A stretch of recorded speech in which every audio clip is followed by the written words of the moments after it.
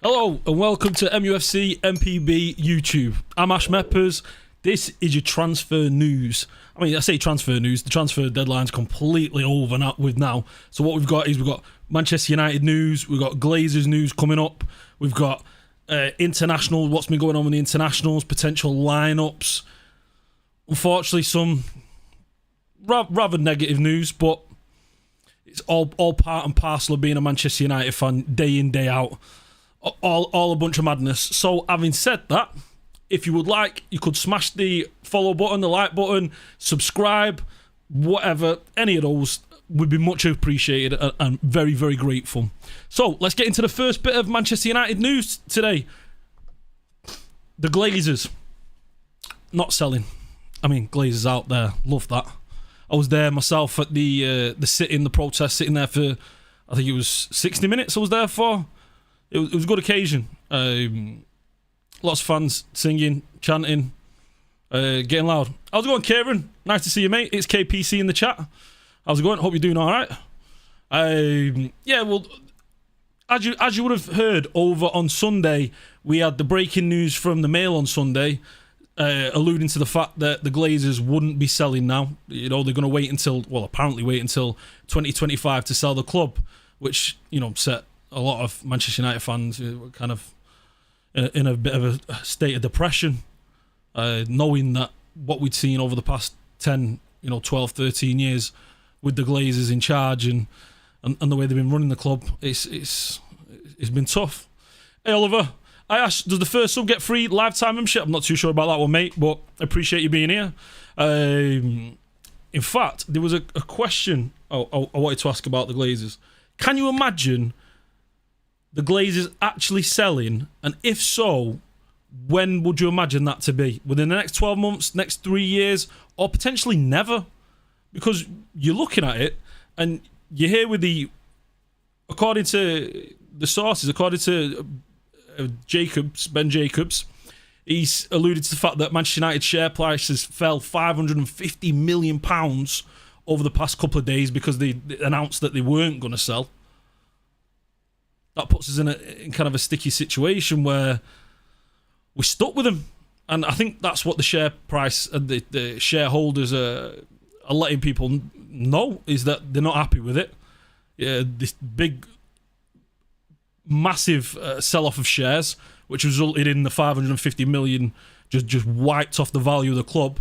And when you look at it, and you look at the wholesale price of the club, and you look at the share price, essentially what the shares say and what the New York Stock Exchange says to us is that it's worth around 3.8 billion.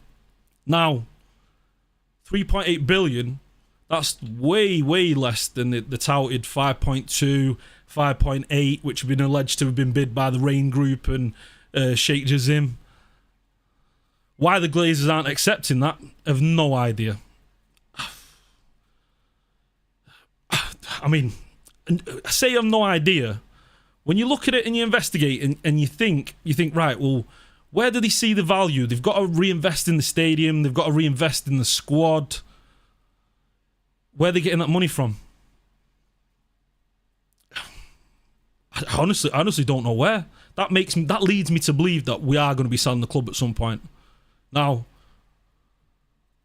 having said that, what I think the Glazers are looking at is at some point in the future, there's going to be a Club World Cup. I mean, okay, we have the Club World Cup now, the small Club World Cup, but there's going to be a giant Club World Cup, which has been spoken about by FIFA and a few other federations, and which would include the South American leagues, the North American leagues, the Mexican leagues, even the Saudi leagues. You see how well the Saudi league's developing right now at the moment.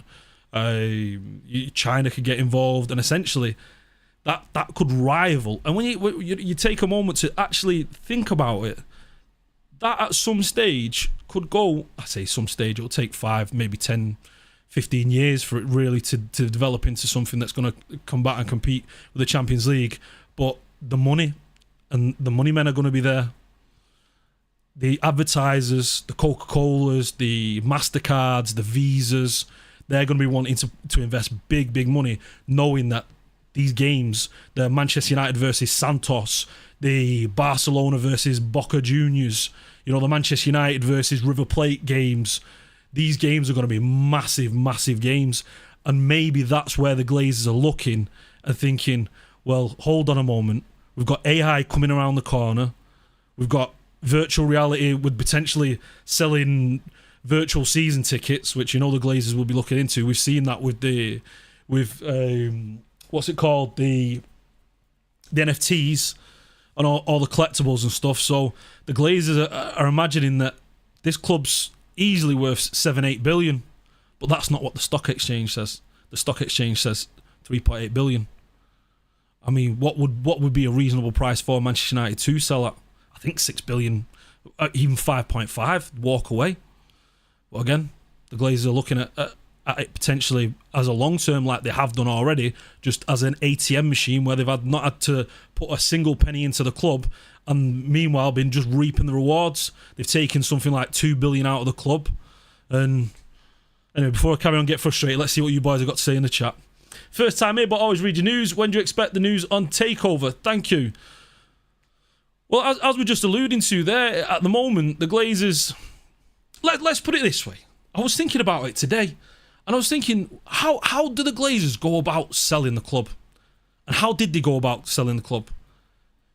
First things first, they've got to all agree, the family members. So that's Darcy, and then they said Jay Glazer then. Joel Glazer, Avram, and the rest. I think the other three as well. I can't remember the names off the top of my head right now. But it's getting all those six to agree. Now, when it comes to business, and I don't know if anyone's seen, Succession, fantastic TV show, which kind of delves into family politics in big corporations. I can't imagine it's easy what's going on there with the Glazers trying to all get them to agree. I'd imagine or at least from what we hear, is that Avram and Joel, they're a little bit more invested within the team, and actually, and having said that, what I just was alluding to there was what the opportunities that owning Manchester United affords Joel and Avram Glazer is incredible. They get to go to Davos, the World Economic Forum. They get to go travel all around the world off the back, wearing a lanyard, being Manchester United owners, which basically opens the door to all the richest, most exclusive events and clubs.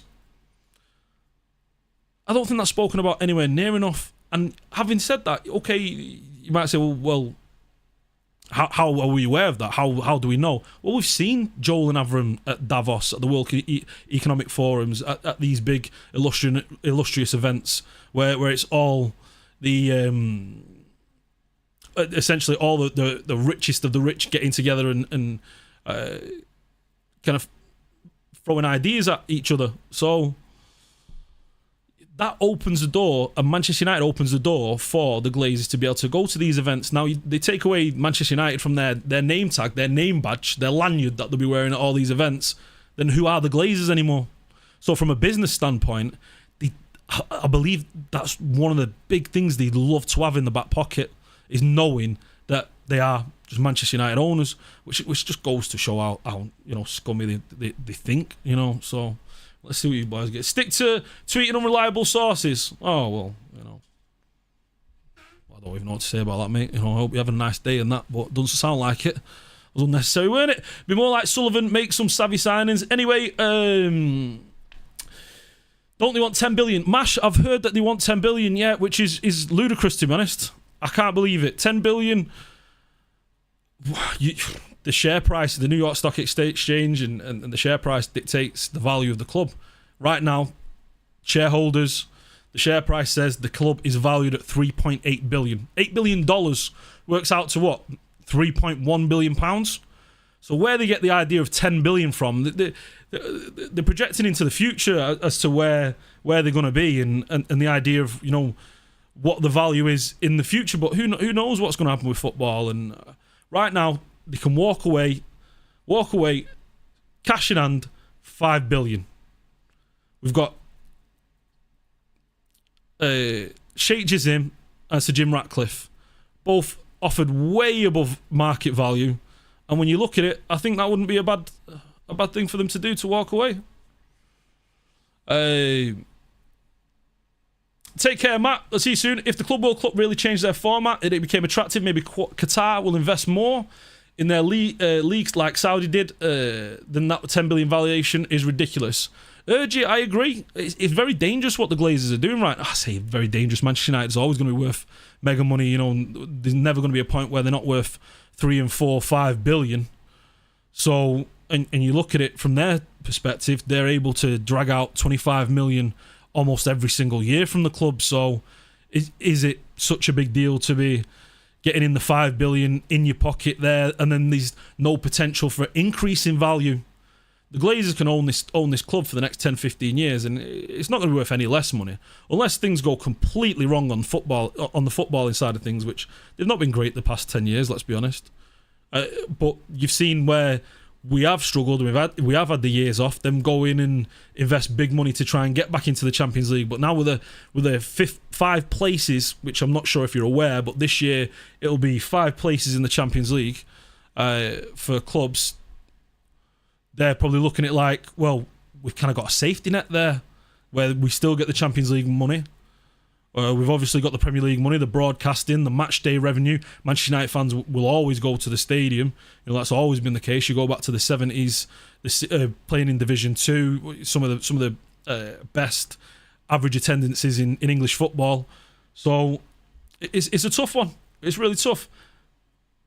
Mate, how is your camera quality so crisp and clear? I mean, you know, just how we do it here at mufcMPB. You know, we like to have things, you know, cutting edge, elite, crystal clear, nice. So I'm glad you're enjoying it, Sangnik. The Glazers want more than 6 billion to sell Manchester United. That's according to Graham Bailey. Now, as we were just alluding to, 6 billion. It's looking like they could potentially be 10 billion. But as we've seen, according to Mail Sport, the club's value. If the Glazers wanted any indication as to how fans and investors and the general public feel about the Glazer ownership, there it is right there. Right there. Within 24 hours of the Glazers saying, right, we don't want to sell, 600 million. The biggest loss on the Manchester United share price in the history of the share price of Manchester United. 600 million just wiped off within a day. But still, according to Mike Keegan, sources close to Sir Jim Ratcliffe and Sheikh Jassim say that they've not been informed that the takeover of Manchester United is off. So it's confusing. It's frustrating as Manchester United fans. We're all in the same boat here. You look at it and they're just bad eBay sellers essentially. You know, you look at eBay and you put something up for auction. You allow bidders, which the Glazers did. They said, I don't know if you remember this now, it feels like such an age ago, but we had, 3 rounds of bids? And the first round of bids, almost everybody walked away, apart from, I think it was Sheikh Jassim and Sir Jim Ratcliffe, and there was a Scandinavian consortium, sorry, that stayed on until the second round. But by that first round, if any indication it is that the wider business world doesn't see the value in Manchester United that the Glazers seeing, and that Sir Jim Ratcliffe, which is, I wouldn't say it's a vanity project, more of a kind of a call to his heart project. You know, it's a apparent boyhood club. You know, grew up in Manchester. The idea of owning his boyhood club would be a dream for him, so he's happy to overpay. And then you look at the Qataris, who have done incredible things with the recent World Cup, and having such an illustrious sports brand as Manchester United, you know, in the stable, that's of course to be desired. So that left Sir Jim and Sheikh Jassim were the 2 bidders left, and essentially taking it to round 3 and then leaving it as an almost open auction, which again, was on the proviso that the Glazers were selling. That's what all the bidders were told. We are selling, you know, make a bid, make a sizable bid, and we'll listen to and we'll accept. But here we are, what's it been? Almost a year later, still waiting for any sort of news or information from the Glazers. And we've had almost nothing to say. This is the amount we want. This is the amount we'll accept. You're not close. Just basic media silence. And as you've heard from Mike Keegan, who apparently has been very close to Jazim, has heard that they're still interested. They still want to know. They want to hear back, but they've had no news, no information from the Glazers, which is essentially how the Glazers have been running Manchester United over the past 12 years. It just is what it is, unfortunately for us Manchester United fans and for Sheikh Jazim. What I'm thinking, what if you're a bidder of Manchester United and you're trying to buy the club and you hear nothing back, like you've bid on an item on eBay, guy doesn't send it to you, doesn't say you've won the auction, where do you go from here? Do you walk away? And I think we're probably at that stage now where the Sheikh and the Qatar investment group, they walk away. We'll see. Let's see what you boys are saying. The bloke that accepts your bid and then doesn't post your package. That's the thing. They've not even accepted the bid. The auction's ended. They had 3 rounds of bids. We had an end date. What's happened? Where are we? Absolute madness. 8 injured players, 6 Glazers, 2 criminals with broken backs, 1 beefing with the manager. Maguire, Evans, when does it end? Listen, don't worry, boys. Stick around. We've got lots of positive things to discuss. This is just the news right now that we're struggling and we're trying to get our head round of where we're actually at with the whole 600 million loss in market value and what the Glazers do next. If anything, it's probably good for the buyers because they go, look, this is what your future is. If you continue to own this club and run it the way you run it, the shareholders, the media, the fans, they're all against you. They don't want it. Unless you produce miraculous things on the football field, the share price and the value of the club is only going to decrease. The stadium's not getting any newer. The training grounds aren't getting any fresher. The players... So, again, I think it's a good thing for the buyers of the club, for the Glazers. I'm surprised they've just not snapped their hand off. I'm surprised they've not gone to Sheikh Jazim or Sir Jim and just said, we accept. And run away with the money. Go spend it on an American franchise. Go buy the Florida Panthers. Miami Dolphins. You won't be able to buy. Stephen Ross is the owner there. I don't think you'll be able to buy that one. But another sports franchise in Miami. Go buy Orlando Magic. There you go, the basketball team. And go and have some fun with someone else and just walk away and leave Manchester United fans and the club to rebuild and reinvest. You go back to the 10, 15 years prior to the Glazers. You look at the investment, three parts of the stadium rebuilt. You look at the dividends and the shares that were given out, 65, I think 70 million over from the period of 1990 all the way through to 2005 before the Glazers came in. You look at the 2 quadrants that were built in the, what is it, the east, the northeast stand and the south, in the 2 corners next to the north stand with the south and with the east and the Stretford end. So yeah, the quadrants that were built there. Carrington was built in between the 90s to 2005. What have we had since? What have the Glazers done to the club since? They bought us Antonio Valencia and Michael Owen one time. Do you remember we had that fantastic window with Delo and Fred? Do you remember? I think it was under Mourinho, the one where we were trying to buy Maguire at the time, but Edward would have said no. Absolute madness, to be honest. Hey Ash, it's Big Fuzz here. Nice to see you. How's it going, Mike? Do you think there will be a takeover by 2024? I can't imagine a world where we get into 2024 and there is no takeover. To me, it's perplexing. I don't understand how it's possible that we're in this state we're in here right now. I would have assumed that when the transfer window was closed, honestly, boys, I was thinking we were going into the transfer window with the deal already done. And we was trying to do transfers and trying to do deals almost without clubs knowing that we had the money. That wasn't to be the case. We're still here stuck with the Glazers, so I don't even know. Honestly, it's perplexing where we're at right now. Can't the Glazers just go and buy Liverpool? That'd be amazing. Imagine just for a moment if they sold Manchester United for $6. Let me just say, we're talking about club values there. You mentioned Liverpool.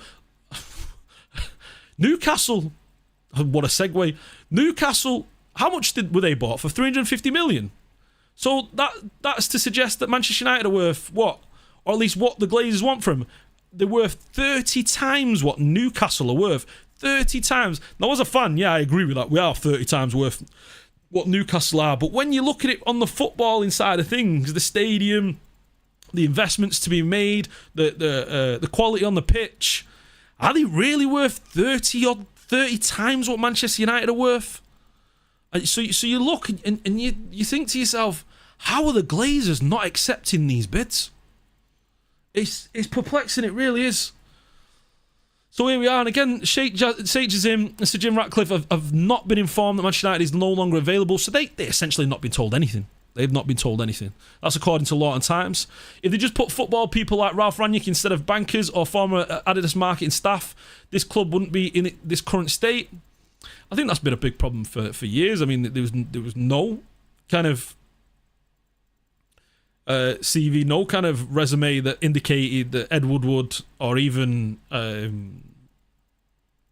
I forgot his name. What's our guy now? Not Matt Judge. Well, it was Woodward and Judge, and it's Murto and I forgot his name. But yeah, there's no indication that those are football men. Okay, businessmen, that's respectable, but put them on the commercial side of things. And I mean, having said that, we have developed a bit of a broader and better structure where we are right now. So it is improving, but it's taken way too long. But you see there that essentially we're stuck with just not knowing where we're at right now.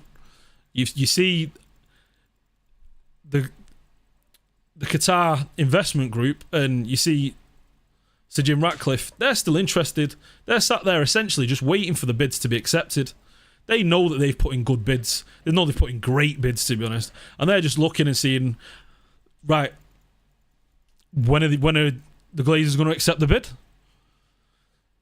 What the Glazers are doing, I alluded to it earlier, potentially waiting for Club World Cup money, waiting for a guaranteed increase in revenue stream with virtual reality and what advancements can be made with the AI. Richard Arnold's, that was it. Yeah.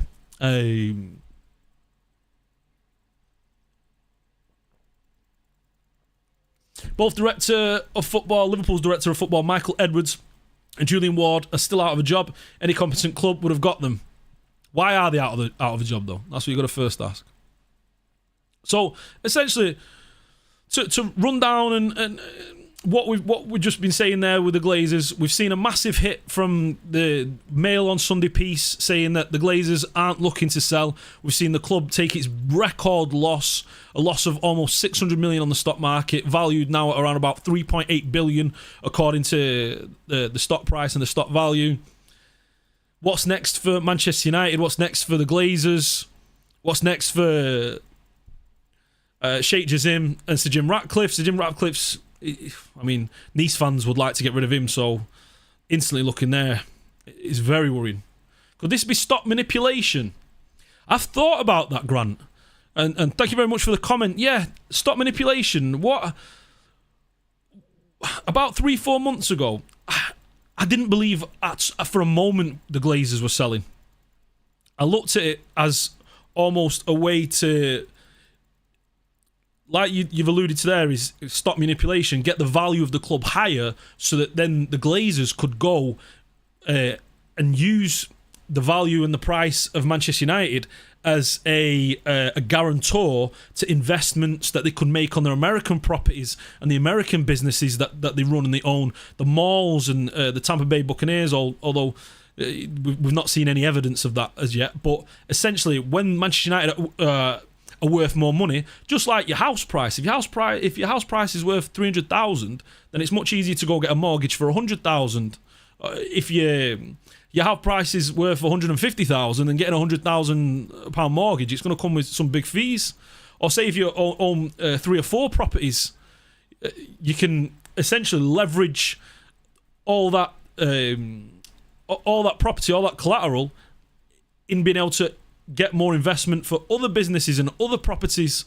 So that could potentially what the Glazers are doing with manipulating the stock market, but they've done it in a very clever way, doing it over a 12-month process, getting the Rain Group involved to deal with bidders, which is a legitimate company. They've spent something like 25 million in the bidding process. So honestly, and the biggest issue for Manchester United fans, and the biggest issue for me personally, is just the fact that we're left in the dark. We have no idea what's going on. And that's not to say that us here at mufcMPB have no idea. That's almost everyone on the ground has no idea what is going on with the Glazers. They're not speaking to anybody. They're not showing any of the cards. I'd say they're great poker players, but if they played a few decent hands, you could respect it. But horrendous. Let's move into some other news now. Some more happier news. We've got the shirt numbers that have been announced over this past weekend. You can see here we have new numbers for Alte, Rasmus Højlund, Sergio Reguilon, Alejandro Garnacho, and Johnny Evans. You've seen Alte there getting the number 1, which I don't know how would you feel there being Onana on the on the football field in the training ground at Carrington, and you see Alte there with his number 1 on the back of his shirt. You think, well, hold on a moment, I'm number 1. Do you think Onana's regretting not taking the number 1 now, or do you think he's just comfortable with his number? Yeah, Mash, Onana doesn't want the number 1, I agree, but still, it's a prestigious number when it comes to goalkeeping. All throughout the world, we know number 1 means the number 1 goalkeeper. So, like you said, probably just doesn't care, doesn't mind, does he? Rain Group don't come into it though. A sale is certain. Glazers are broke and need money fast. Companies who give $2 billion for investment will be silly due to the fan backlash. I agree, Gas. I agree completely. You've seen with the boycotts of Adidas and other brands, Remington, and all the rest of the Manchester United brands, and you look at almost all the Twitter or X.com posts, and you see underneath, Glazers out, and they get swarmed by Manchester United fans. So yeah, I'd agree. Again, we're just in hope of waiting for a potential sale at some point. Hope Bayinde can do the job when Onana's out at AFCON. It's going to be interesting to see AFCON now. We've got some international news later coming up, and it might not be what we see, what it seems with Onana and the African Cup of Nations. We'll have to wait on that. Bro grew up 24. I'm assuming it has some sort of sentimentality too, and it might be superstitious. I heard he wore number 1 once, and he had a shocking season. Changed it back to 24 at Ajax. Yeah, I mean, you've seen him do well and prosper off the number 24 throughout his career. So I can understand him. I understand him keeping it, can't you? Højlund with the number 11. How long's Højlund keep the number 11 before he moves to the number 9 and Martial leaves the club? What are we saying? Next, Martial now. For me personally, he's got all the talent in the world, but he just lacks application. I mean, I don't know if you heard the reports that Højlund was saying, I bring a little bit more physicality, a little bit more, fight essentially to the football field, which is right. You look at Martial and the effort's just lacking. He doesn't look to me, Martial, like a player that wants to be a professional footballer at the highest, the elite level. He looks to me like someone who's just cashing in. He's saying, thank you very much. I'm enjoying coming in and training. I'll get a nice run out in front of the Emirates, 50,000, and I go home, play a bit of PlayStation. Summer comes round. I don't want to do internationals. I want to go to the beach. That Martial to me just smacks of the player that's kind of cashing in. Will we ever see the best of Martial?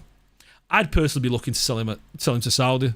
When you consider, I think it'd be the best career move for Martial. He's able to put in minimal effort, and he's going to go and score 10, 15 goals in the Saudi league. I mean, not to slate the Saudi league, but the defensive, acumen, the strength's just not there yet. So I think it'd be a good move for Martial and maybe others as well. Alejandro Garnacho, you've seen take the number 17. Gorgeous number on Garnacho. I bet he was a bit devastated with the number 7. I don't know if you saw some of the Instagram posts early in the summer, but it's looking like for a moment he thought he was getting the number 7. And Mason Mount taking a 7, I would have preferred to see, and I'm not too sure what you think, but I would have preferred to see Mason Mount without the number 7. Mason Mount with a 17, I'd have been okay with that. Mason Mount with a 15, I'd have been okay with that. Mount with a 7, it seems a little bit strange. We've had midfielders in the past, like Brian Robson, as a number 7, but I would have loved to have seen Garnacho have the pressure of having the number 7 on the back. I think it would have really allowed him to step up, puff his chest out, and go out on the Manchester United football field knowing that he's the one. Now, how much of that is the fact that he's not going to be getting all the game time because Rashford plays there off the left-hand side? Who knows? But number 17, chat. Name me another Manchester United player that wore the number 17 other than Fred. Fantastic footballer. Came out of Portugal. Sporting. Flips everywhere. Spins, twirls. Outstanding. Mate, getting you live from Kenya. Nice work. Keep up. Appreciate it, King Williams. Up the weather's lovely and beautiful over there. Absolutely red hot here in Manchester. Sweating, man. You look at me. Absolute sweating. What's going on? Nani, there you go, boys. We got him. Andy Cole as well. Great shout, Kieran. It's KPC in the chat. Great shout, Andy Cole in his 95, 97 season. I want to say Andy Cole wore that. What a player Andy Cole is. Can we just sit here and talk about Andy Cole for the next 15, 20 minutes? I'll happily just do that. Oh, speaking of Andy Cole, while I've now got the chance, did you know that Andy Cole, if you take out penalties from Haaland's... All right, I'll take out penalties. I know. I hear you. Take out penalties from Haaland's season last season. Andy Cole in his best ever season was only, I think, 4 goals. 4 goals behind Haaland. I'm just saying. Back then they had decent defenders as well. What's going on today with these defenders? Back then you had proper defenders. Tony Adams. Do you know what I mean? Steve Bruce. Gary Pallister. Monsters of men. Monsters. Today we've got Maguire. Andy Cole, most underrated player in the Prem. I agree. Definitely one of the most underrated players in the Premier. You look at him, you give him penalties, and he's right up there, right at the top of the list. Well, 1-2 when it comes to all-time goal scorers. Yeah, Eric Bailly, defenders, boys. Come on, name some shocking defenders in today's football. It's horrendous what we've got today. I mean, don't get me wrong. They're coming. We've got some good lads coming through. But you look at the calibre. You just go back to the last 10 years. You look at your Sergio Ramoses, your Chiellini's, your Goldings, your Chris Smallings, your Nemanja... Chris Smalling, what a legend. Can I just point out, yeah? Chris Smalling, we sold for 3 million. We wanted 30 million for Harry Maguire. Please, someone explain. Please. I don't know, man. The way we run our club sometimes, it's just baffling. Mind-boggling. Joe Gomez. Best defenders today in world football. There's maybe 5. Leach is a boss. Varane, world class. Thing is, when he's fully fit, Martial's better technically ball than Rashford. Rashford is just... Thing is, when he's fit. Thing is, when he cares. The problem is those thing is. That's the problem right there. There's too many thing is. Martial, I love him. He's got all the talent in the world. A top form Martial with all the effort and an application of... I hate saying this, and I apologise, boys, but all the effort and the application of a prime Salah. What player is Martial? He'd be a monster. We saw that guy once. Same with Pogba. What is it with us? Why did he come to our club and feel like, oh well, we can just have a kickabout. We don't need to put all the effort in. If everybody had the mentality and the effort of Bruno Fernandes, we'd be all right. We'd be all right. That man's played every minute. He runs for every ball. He's a dog on the football field. Absolute monster of a man. Just runs, never stops. Boys, I'm getting distracted here. Let's carry on with the football news. Amrabat, number 4, beautiful, gorgeous numbers. Before I mention, can anyone name 2 midfielders, both Premier League winners, that have won wearing the number 4 shirt for Manchester United? Well, I just quickly reply to some comments. Glazer thought process that 3 million for Smalling. 3 million for Chris Smalling. Oh, please. Antonio Silva. Exact same. Harry Maguire looked so good before he joined United. You say he looked so good. That you could say that the same about Shawcross. You could say that the same about Craig Dawson. There's a lot of defenders in the bottom half over the last 5-10 years who've looked like solid. Look at Tarkowski at Burnley for a few years. Ben Mee. These aren't players that should be playing for Manchester United, let's be honest. Veron was a flop, Nick, weren't he? But we all wish he wasn't. Hargreaves, those were the 2 I was thinking of. Hargreaves and Veron. Veron had the quality, just didn't seem to fit with Manchester United, unfortunately. You know, playing in the midfield too. Early score predictions, United versus Brighton. Well, we'll get to that.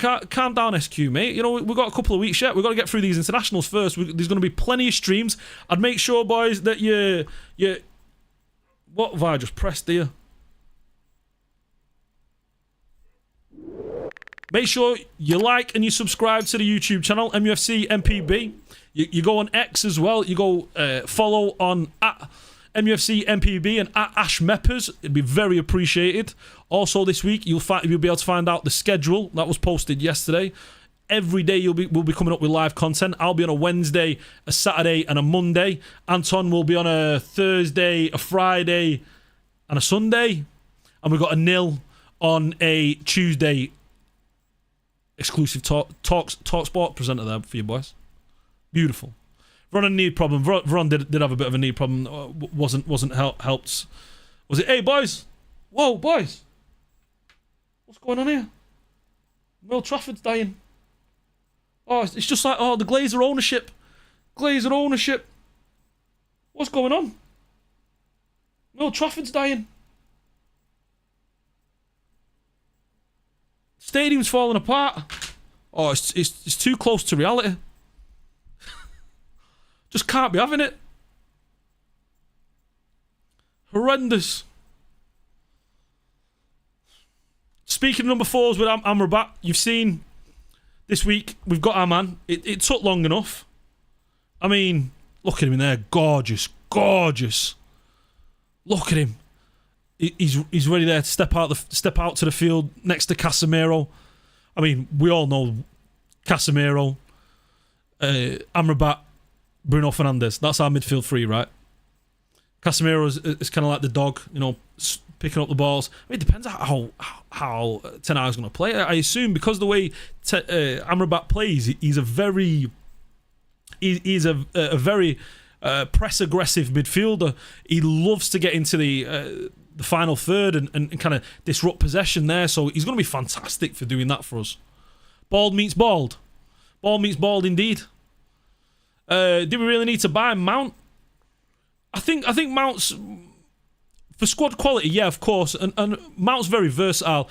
We're looking at early days. You look at the first 2 games. We'll go into Mount a little bit later, but right now, Amrabat, what he's going to bring to the team is essentially we've got our Moroccan Michael Carrick. His ability to progress the ball into the final third is outstanding, and the reason why Fiorentina were one of the best possession holding teams in the Serie A last season. They were able to control and dictate the play, which Ten Hag wants to be able to do. He wants to be able to control and dictate the play in the midfield and progress the ball forward and not allow the opposition to essentially press us and harry us. Now, you saw with Arsenal and Arteta. I've got to give Arteta a little bit of credit here because Arteta was smart in that first half. He didn't press so heavy against us. The one time they did go heavy with the press and you saw Declan Rice try and pin, I think it was Wan-Bissaka or Lindelof into the corner, you then saw Eriksen get the ball in the midfield and then release that into Marcus Rashford, which led to our first goal. So whether teams will look at that and now start to sit off a little bit for Manchester United, which again isn't a bad thing for us as long as we've got the creative units and the creative ability within the midfield and up top to be able to kind of break down those teams that are going to be looking to sit back, which I think we will be able to personally.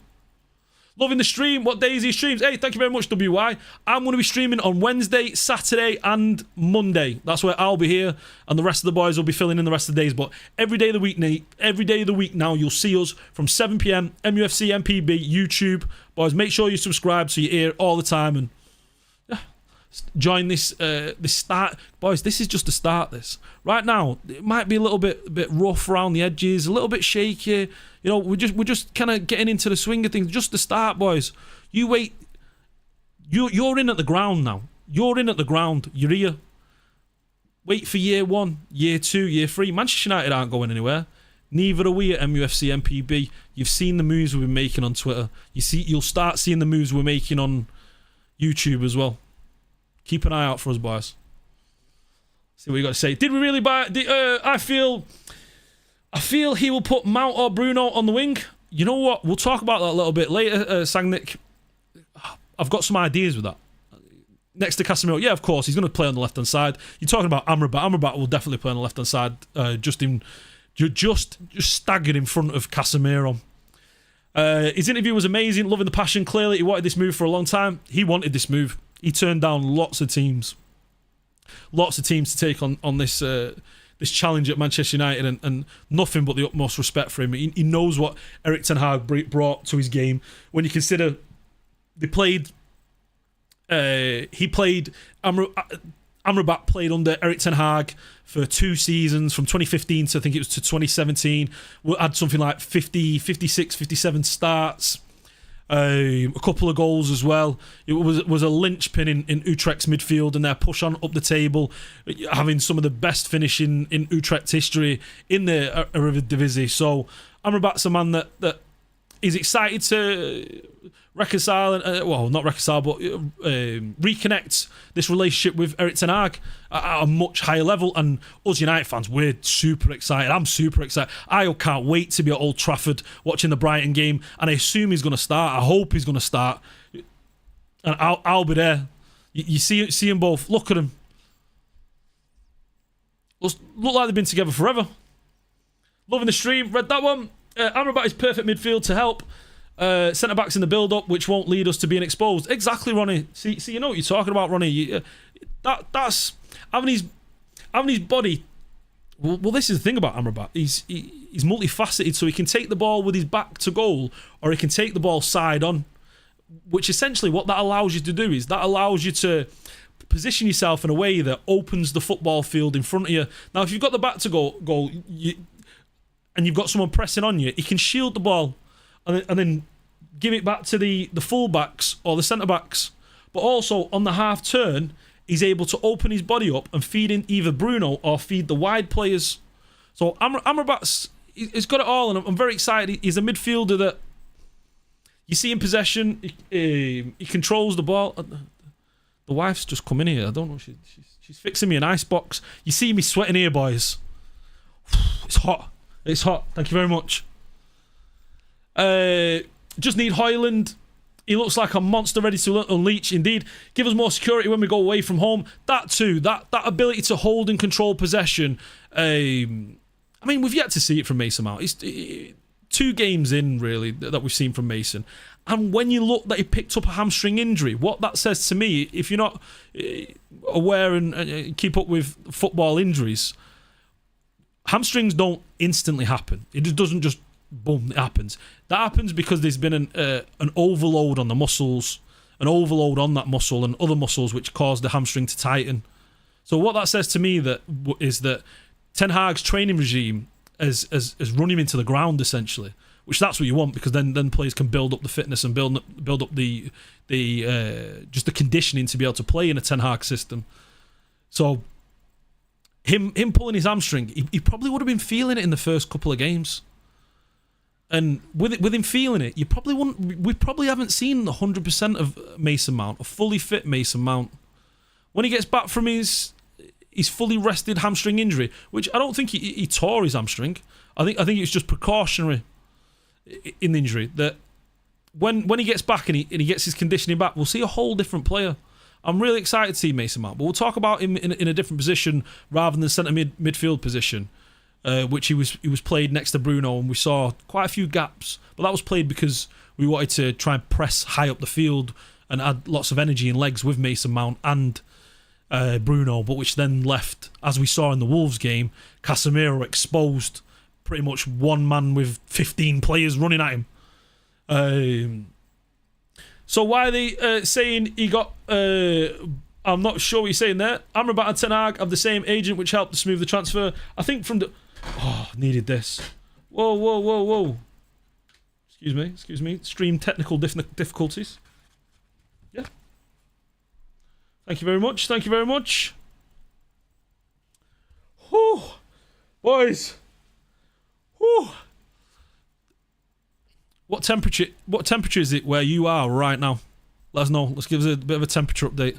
Right, where I'm sat here right now, 26 degrees, 27. I've been in much hotter. But in this office, sweltering. It's hot, boys. It's hot. Whew. My 36. 36, Mash. You're in Jordan, right? 70 degrees in Ellen. 70 degrees? Using 70 degrees. Amrabat will probably allow Casemiro to go forward more, and we know with Case as an inner striker in him, Cassie as an inner striker in him. Yeah, indeed, that's the thing. That's something that he wasn't able to do, unfortunately, with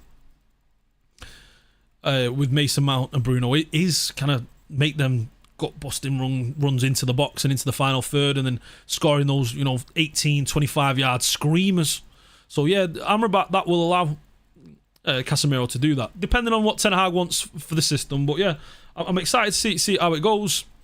His patience paid off. I mean, I don't know. I imagine that's he's speaking to us United fans there. We've seen. You can go and see his message and interview on the mufcMPB Twitter account. Fahrenheit 70. What are you doing Fahrenheit in this country, Nick?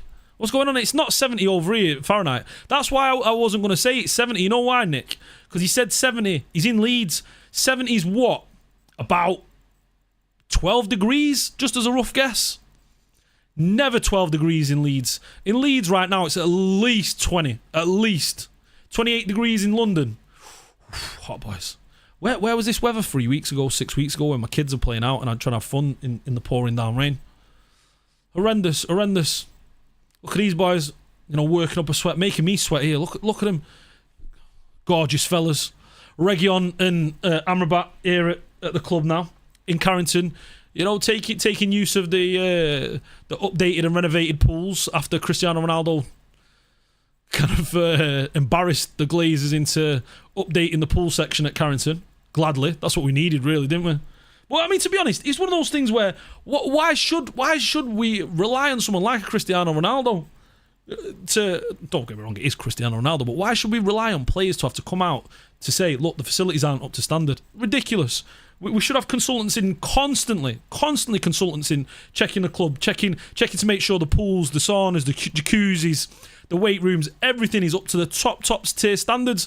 We should have teams going round all the different stadiums and the sports facilities, the top sports facilities,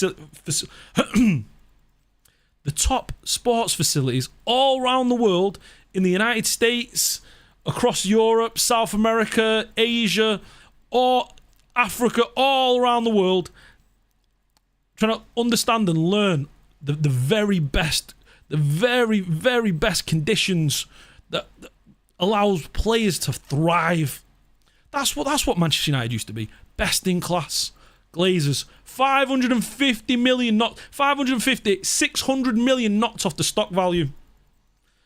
That puts us valued at 3.8 billion. They want 10 billion pounds, $10 billion. It's ridiculous. They bought the club. They didn't even buy the club. They saw a house. They said, Mr. Bank Manager, can you give us a loan? They gave him a loan. They didn't put a single penny in. Bought the house. put someone in there, paying mega rent, reaping in all the money, and now they have the cheek to turn around and go, oh, you know that house that the market says is worth 3.8 billion? The market says it's worth 3.8 billion. That's what Rightmove says it's worth. It's 3.8 billion here, lads. That's the price. No, 3.8 billion. We want 10. Like, what are we talking about? Madness. Stay tuned, mufcMPB, for all the latest takeover and transfer news, boys. In the meantime, look at him. He's beautiful. The deal's done. You can see him there, wearing the home jersey here, boys. The authentic home. Can I just stop for a moment and ask you, what's it all about? Are you aware that Manchester United sell 2 jerseys? They sell an authentic jersey and a stadium jersey. When did we allow that? How did that sweep under the rug? There's people out there going to Old Trafford, buying what they believe to be authentic jerseys, and they're buying the stadium jersey that no player has ever worn. Madness. I don't remember there being an uproar about that. I think this definitely should have been. Don't think this better than Madrid's facilities. Well, you say that, but you look at a lot of the American sports. You look at the SoFi. Is it the SoFi Stadium, the LA Rams. You look at the I can't remember the name of the Las Vegas Night Stadium, but some incredible facilities there all around the world. Hey, how's it going, Zoe? Nice to see you. Welcome in on the stream. What's your thoughts on Højlund cameo? I love him. I got to watch Denmark play tomorrow. Ronnie, don't worry about it. We'll be speaking about Højlund. You know, it's a silent D. You're not supposed to say the D. If you listen to him ask how you pronounce his name, he says Højlund. Højlund. I'm never going to be able to let go of the D. I'm just saying. Højlund. Yeah, the away jersey, not authentic one, is horrendous. You can't wear it. Yeah, Sangnik, have you seen the away jersey? It's got a big sticker as opposed to the printing. Horrendous. Again, how's it going, Zoe? The D is silent. It is indeed. It is indeed. Is that it? Are we done there, boys? When it comes to it is. Let's go. What? My stadium is dead, boys. Not, can you see the lights flashing on and off? You just about see it there in the background. My Old Trafford. I'm heartbroken. The Glazers, they just don't want to fund the rebuild. They just don't want to fund the rebuild. You saw Region, and you saw. I can't tell who's who with these YouTube names. What's happening to the spinning boot? The spinning boot, if you're not aware and you're new to the stream, we used to have a spinning boot in the background here. You can see right now that you can't really. Can you see?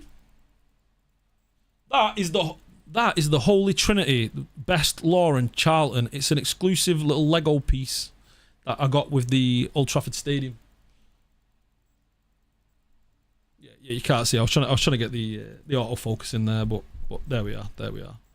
Region signed, done, enjoying his moment being a Manchester United player. Might not be for long. This apparently is, well, I say apparently, we know that it's got a contract clause in until January, where we can essentially cease the contracts and say we don't need you. That's been put in because Luke Shaw will be coming back in a few weeks' time, and by that point we might not need Region. Now, if Region goes on to perform incredibly well as an absolute miraculous ascendancy to the left back position, then who knows, we might keep him longer and potentially look to sign him in the future. But we've got to wait and see with him so far. He said himself that I've spoken a lot with David De Gea these days since joining. He told me about the club. He told me you've joined the best club in England. Well, we all know that. We're all completely aware that it's the best club in England. So David De Gea, I mean, I'm surprised. David De Gea could have leaving on a bit of a sour note. No, could have left a bad impression with Sergio Region. But apparently not so. I assume that us United fans, like we always do, you know, some of, if not the, I personally think, I will think that we are the best fans in the country when it comes to treating and looking after our players. especially the match going day fans and all the fans around the world who stay silent on Twitter. Some of the loud ones are a little bit, fun. But we appreciate United fans up and down, left and right, all around the world. No matter if you're loud or you're quiet, as long as you're being a supporter and not a fan, and that means to support the club, not drag down players. I'm sure some people forget that at times, but here we are. How do you think Erik ten Hag will use Reguilon? I think he's just going to slot into that left back spot personally. Whether he takes on Dalot's position after his performance against Saka was basically kept out of that game completely against us. Dalot performed, admirably. He was outstanding. Kept Saka quiet. And I honestly don't see Reguilon getting into the team. The only reason I would say that he doesn't start at left back is because he starts at right back, and he starts instead of Wan-Bissaka, and then Wan-Bissaka goes to the bench, and then Reguilon can start at left back. So there's a potential for that. Also, there's the risk of continuing to play Dalot at left back and then him getting injured, and then we've got no options at right back if Wan-Bissaka was to get injured. Although you could play Lindelof there. Lindelof's had a spell in his career playing at right back for Benfica, and he's played once or twice there for us. So there could be that too. Even Ferguson injured could be a blessing for us next week. It's whether or not he's going to be injured coming the other side of the international break. I'm not too sure about that one, Ronnie. I've not kept up with the Brighton news, but I've heard that he's injured, but I don't know the extent of the injury so far. So we'll have to wait and see on that one as to where we are. You can see Reguilon there, roasted in Manchester, living up the life. Beautiful. Look at our city, boys. Gorgeous. Whether you're Mancunian or you're an adopted Mancunian, what a beautiful place. What a beautiful place. What's the plans for the channel? Why? The plans for the channel, keep an eye out, mate. We'll be bringing the latest Manchester United transfer news. We'll be going over all the latest issues, all the opinions, the tactics, lineups, whatever essentially it is Manchester United. This is the place where you come to. This is where all your needs are met when it comes to Manchester United content. You're not going to need to go anywhere else. We'll be doing interviews. We'll be getting guests on. We're looking to get fans on at some point. And yeah, keep an eye out. Why? We've got big plans. We've got big plans. So we're excited. Like you've seen with the Twitter, the X account. You see it blow up over the last couple of years. You'll see exactly the same with the YouTube. So you're here right now on the ground. And you can say you're one of the first that was in, and you're the first subscribers into mufcMPB. So and make sure you follow me also on Twitter at mufcMPB, and also the mufcMPB account on X Twitter. I think it's going to take about a year before we start calling it just X, so people are aware. Will you be streaming the new Ultimate Team? I'll be streaming FIFA on my own personal Twitch, yes. But we'll talk about that another time. We'll keep it with the Manchester United news. Dele Alli was spotted out today with Sergio Reguilon in Manchester in a beautiful Lamborghini Urus. You noticed there? Can you see that there, boys? You see the bottom right corner, the windshield, the parking ticket there, boys. You know what I mean? Come on, lads. We've all got to park the same. Come on. I understand that the 60 quid fine's nothing to you. You're getting paid 100 grand a week and all that, but still. There's yellow lines for a reason. Would you park double yellow if you was a footballer? I'm just interested. I'm interested to get your opinion. Would you park double yellow if you was a footballer? I can understand from a perspective of not getting your car scratched. I park it in Sainsbury's, in Tesco, wherever, yeah? Bam, cars getting scratches left, right and centre. A man can't have friends. Dele and Sergio, that's got to be worrying. I wouldn't say that's worrying. I'd say, if anything, that's a good thing. Dele Alli's getting on top of his issues, his demons, and he's looking to progress and try and succeed in his career. I think that's a good thing. They've got an old relationship, so I've no issues there. They played together at Spurs. They're just friends. Exactly. Yeah. These, like I said, rekindling an old relationship. I see there to be no issue there, but. Thanks to Mail Sport bringing us the latest scoop. showing Sergio Reguilon with Dele Alli. Now, speaking of troubled players, we had Sancho after the Arsenal game. I don't know if any of you saw it. Ten Hag came out and said that Sancho wasn't in the matchday squad because his training level wasn't to a standard that he expects of a Manchester United player. Now, I have no issue with Ten Hag saying such a thing, but what I will kind of caution us fans and us media and the rest of the wilder football fraternity to kind of tread lightly here. We don't know what's going on with Sancho, as we've seen with Dele Alli. Dele Alli, his issues. If you're unaware, Dele Alli did a recent interview with Gary Neville on the Overlap. Fantastic interview. You must watch it. Outstanding interview. Where he it was a very honest, candid interview where he goes into some of the details of his upbringing, the way he was raised, and how those demons have kind of he's not been able to escape throughout his career. Now, a few weeks later, we see Sancho, again, another player struggling, not getting the best out of himself, not performing to a level where Sancho is capable to perform to, as we have seen for Dortmund and in tiny spells for Manchester United. There is a fantastic footballer there.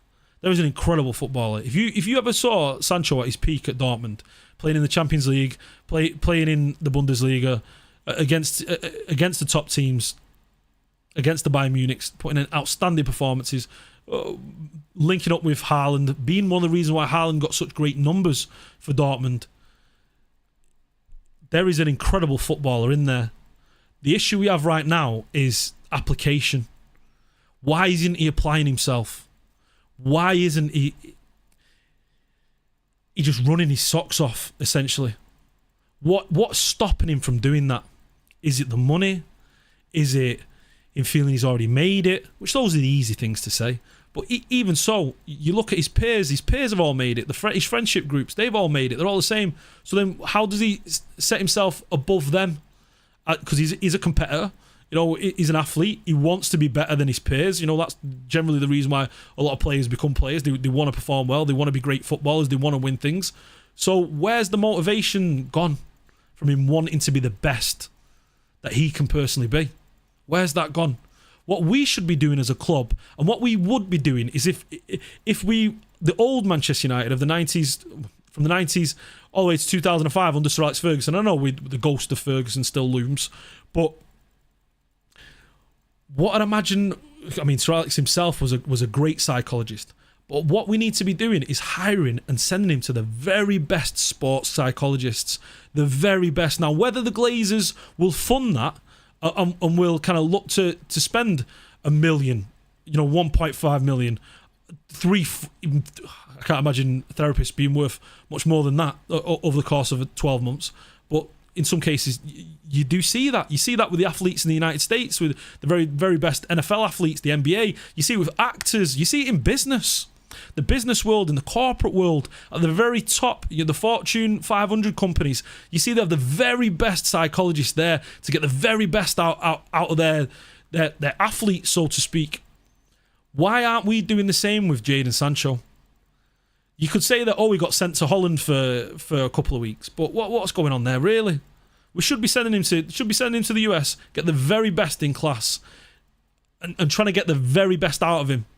Really, really, really kind of get under the bonnet and trying to understand what is going on with Jadon Sancho. And then once we understand what's going on, once we've spoken and we can understand like what kind of issues we're dealing with, then we can move along or in whatever direction that needs to be moved in toward.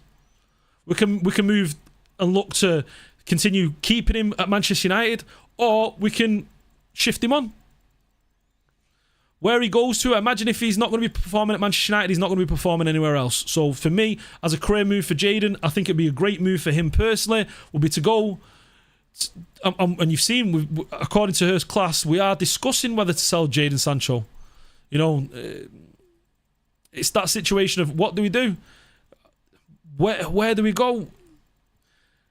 I think if he's not going to be performing at our level, I think for his sake, for our sake, Saudi Arabia would be the best bet. Get him to the Saudi League. He doesn't have to perform 100%. He can perform 70% and still score loads of goals, still be an incredibly impactful player for that league. So I'd be all over it. I'd be all over it. I think sadly Sancho's United career is done. Maybe he has issues from his past that are causing this, or imposter syndrome. Who knows, Mike? Who knows? Potentially, yeah, I agree. We've seen with Dele Alli, and we've seen with even Mason Greenwood and other players in the past. You know, this shadows loom from time to time with these players, and it's not all it's not as clear as it seems. So what needs to happen is a deep investigation, and at the moment we don't seem to be at that stage where we kind of understand what's going with Sancho. I've seen from what Ten Hag's trying to do with him, and Ten Hag is kind of he's giving the softly approach. He's giving the now he's kind of gone a little bit tough. So where do we go to next? You know, what do you look to do with Sancho? Another player with issues right now is Antony, and I'm not going to say much on Antony. I'll just read you the Manchester United statement, which was released earlier today. Manchester United acknowledges the allegations made against Antony and notes that the police are conducting inquiries. Pending further information, the club will be making no further comments. As a club, we are taking this matter seriously with consideration of the impact of these allegations and subsequent reporting will have on survivors of abuse. Hopefully, justice in whichever form is served. With that leaves us with a little bit of a sticky situation now. If you'd have seen on the Twitter, we posted a couple of days ago, front line, Rashford, Højlund and Garnacho front three. What would be your preferred front three for starting up top? Now, for me personally, I'd love to see Garnacho start, but can he start again ahead of Rashford? I'm not too sure, and we've seen when Rashford's played down the middle and Garnacho off the left that it's just not worked. If you had to nail it down right now, everybody available, I'd look to Rashford off the left, Højlund up top, Mason Mount on the right hand side. What? Mason Mount on the right hand side. Just hear me out for a second.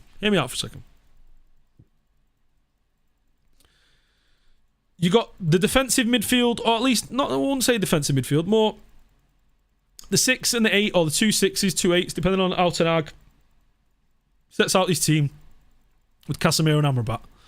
Amrabat feeds Bruno, and then it allows Bruno and Mount to develop that. I don't know if you ever saw the few instances with Bruno and Juan Mata.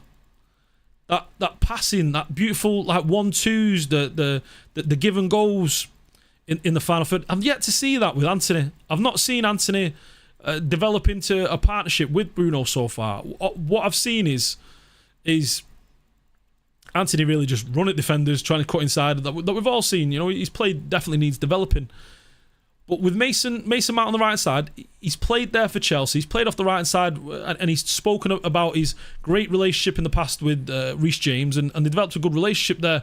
I'd like to see Mason Mount played on the right side as almost like an inverted winger, similar to how Willian was treated at Chelsea and Bernardo Silva at Manchester City. So that link-up play between Bruno and Mount, you'd see them just on the edge of the 18-yard box, maybe 5-10 yards out of the 18-yard box, then passes with Højlund and Rashford dragging and pulling defenders out of position. I can see that. Now, Mason Mount is an incredible passer of the ball into the final third. He's got some of the best stats of the last 3-4 years in the Premier League. So that means you've got two serious operators delivering the ball into the final third for Rashford and Højlund. I like it. I think for me that would be a front three that I'd be excited to see. What that means for Garnacho though, for the time being, would be for him to almost play as a substitute role. He's still young. He's still got to kind of cement his place in the team. In the League Cup games, in the FA Cup games, I'd start him over Rashford. I'd rest Rashford for the Champions League and the Premier League. Even the lesser so Champions League games, I'd put Garnacho in. But allow him to kind of steadily develop.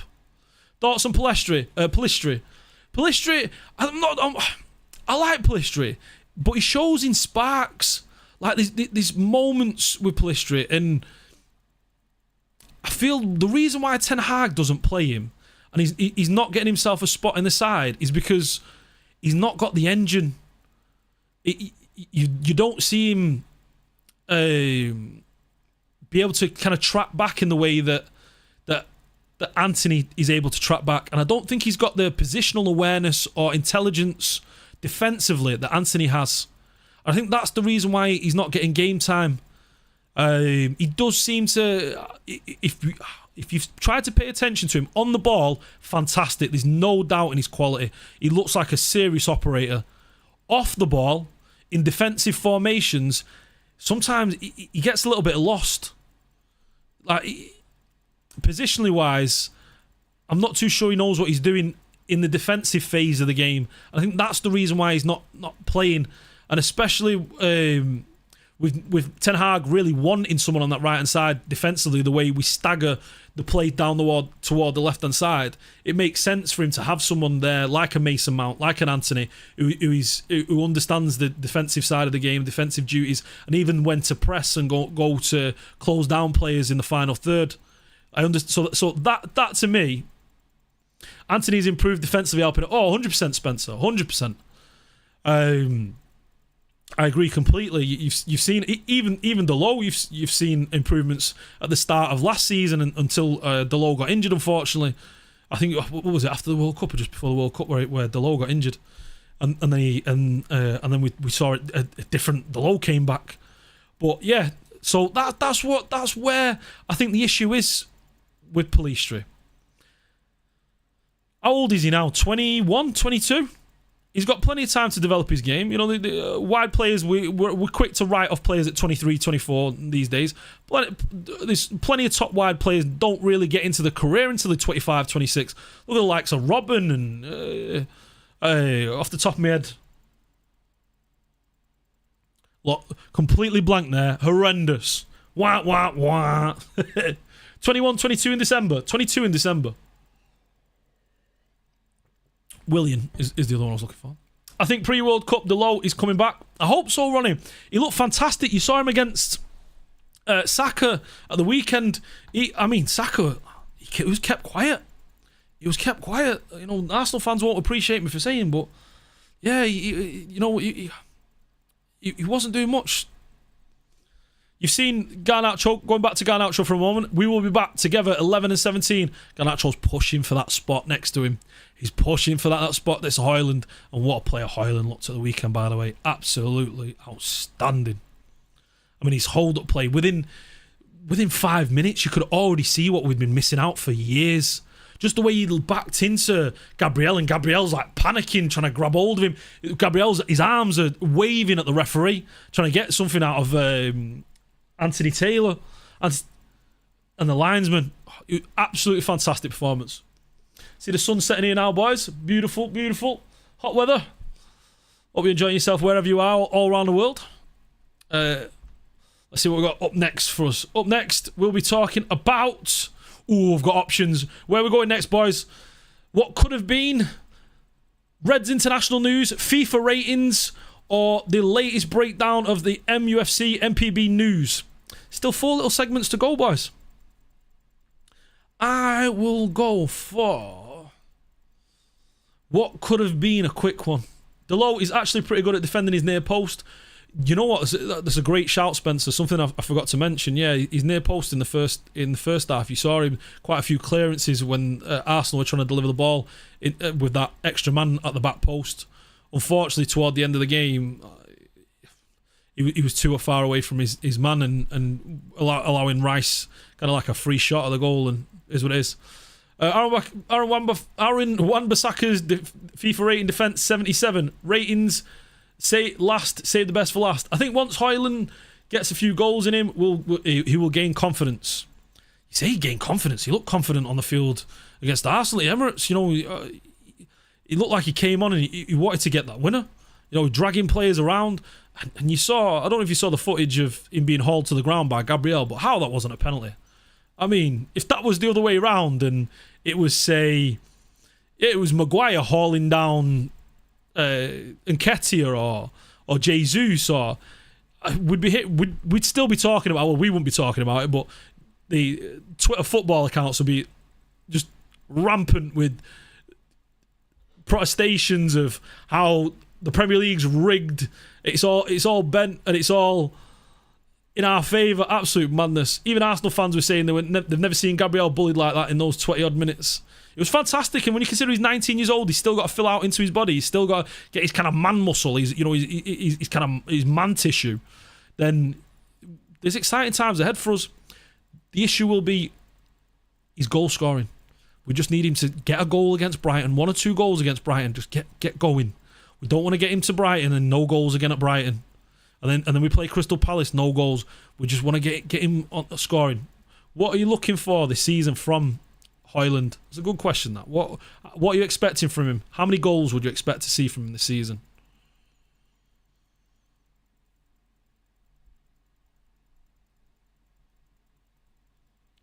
Get to the Reds international news.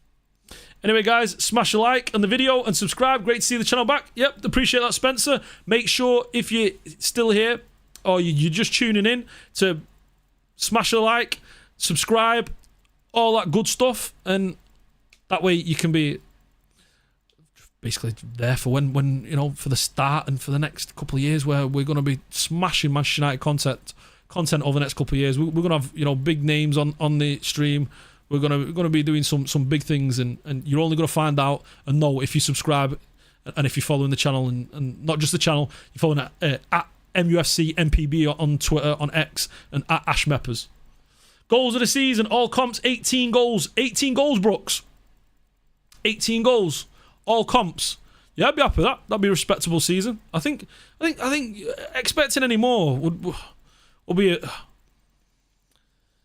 that'd be a super season, finishing with 20, 21, 22, 25, 15 all comps, 10 in the Premier League, 5 dotted about here, there. I think that's an okay season. I think I'd be happy with that.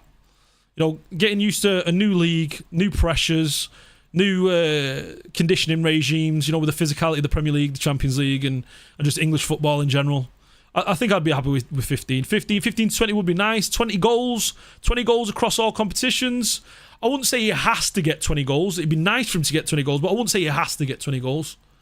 Given the runs we know he can make with the players like Bruno, Rashford, etc. That's why, Brooks, I'd love to see Mason Mount played on the right-hand side. Because you bring Mason Mount in with Bruno, you have those two passing, making little runs, drawing in the midfield, and then also Rashford and Højlund making runs. Also, you look at Mason Mount whipping the balls into the back post, or even just that quarter between the penalty spot and the edge of the 18-yard box. Højlund's going to be there, and Rashford's going to be there. Anthony can't do that. Anthony can't whip a ball on his right foot. He's got to come back, and he's got to have those in-swinging, those out-to-in balls. Whereas Mason Mount on the right-hand side, I like it. You know, I think bringing into the midfield, and that also offers the extra ability to press with Mason Mount and Bruno and Amrabat. It offers you a front pressing line of 3. I like that. I think that's something that we should look to explore. He'll get more than enough chances. Yeah, hopefully. I think Rasmus took the physical and pace of the Premier League like a duck to water. He did, didn't he, Ronnie? You saw him, like I was just saying a moment ago, how he, within the first couple of minutes, he had Gabriel panicking, waving in the air, looking at Anthony Taylor like, ref, it's a foul, and he's just leaning in for a 20-year-old to have that kind of strength and kind of push him around. And you saw in the 18-yard box, Gabriel, he touches the ball around him, and then Gabriel can do nothing but haul him down, try and drag him down. Absolutely exceptional. Unbelievable. And what's that going to do to lesser defenders that he comes up against? So I'm excited. I'm really excited. And I'm excited to see him at the international break. You can see Casemiro here on international duty. He's ready to fly into Brazil. Where's the base in Brazil? Anyone know the base in Brazil these days? I want to say it was Sao Paulo from last I remember. People don't realise how tall Højlund is. 6'3", 6'4". Yeah, 6'3", 6'4". Big lad, physical, 2-footed. Incredible pace. I don't know if you... I can't remember the break. It wasn't the Garnacho goal. There was a break just before the Garnacho goal. It was Rashford off the left-hand side, do you remember? Rashford with the ball, and to be honest, Rashford was a little bit greedy in that moment. He could have passed the ball a little bit earlier. We had a breakaway. I think it was 4 against 2, I want to say. And Rashford held onto the ball for too long. Something that he doesn't do often, Rashford. And I can understand why... At least when you look over the last 3-4 years, Rashford, he doesn't hold on to the ball too long when he's got a striker and a strike partner. But when he's not, then he's left to do it all himself. So you can understand he's still got that mentality of, I've got to do everything. I've got to make... And he's got to get that out of his system. He's got to realise, look, I've got the big Danish dude here. Just give him the ball. Give him the ball. Let him perform some magic. I'll run off him. I'll create space. I'll drag defenders, which will then create more chances for me to be able to score goals, which it will do for sure. So there was that moment, and Højlund, the speed on him, the speed. I just sat there, my mouth, jaw dropped. I was just saying to myself, I couldn't get tickets to the away game. I was devastated. I tried all week, so I was sat in my office watching the game. My son downstairs watching the game on the TV. I can't watch with the kids. I can't. I have to watch. I'm not sure what you're like watching. I don't know what your Manchester United experience is watching wherever you are in the world. Beautiful things, yeah. People in Nepal, 2 a.m. Kenya, late night, Singapore, middle hours of the night and stuff like that. Dedicated fans there. Just whatever your atmosphere, whatever your kind of your situation is in your match. Then mine was I've got to be alone. I can't have unless I'm at the game. If I'm at the game, it's different things. Do you know what I mean? But I've got to be by myself watching. Do you know what I mean? I've got to even get the remote on the go, rewinding, fast forwarding, all that. I'm sat here, I see him, and I just start whispering to myself, speed? The speed? Monster. Højlund's speed is 100 metre under 11 seconds, rapid. Unbelievable, weren't it? Rashford can't be used to playing with a striker like that. He literally never has.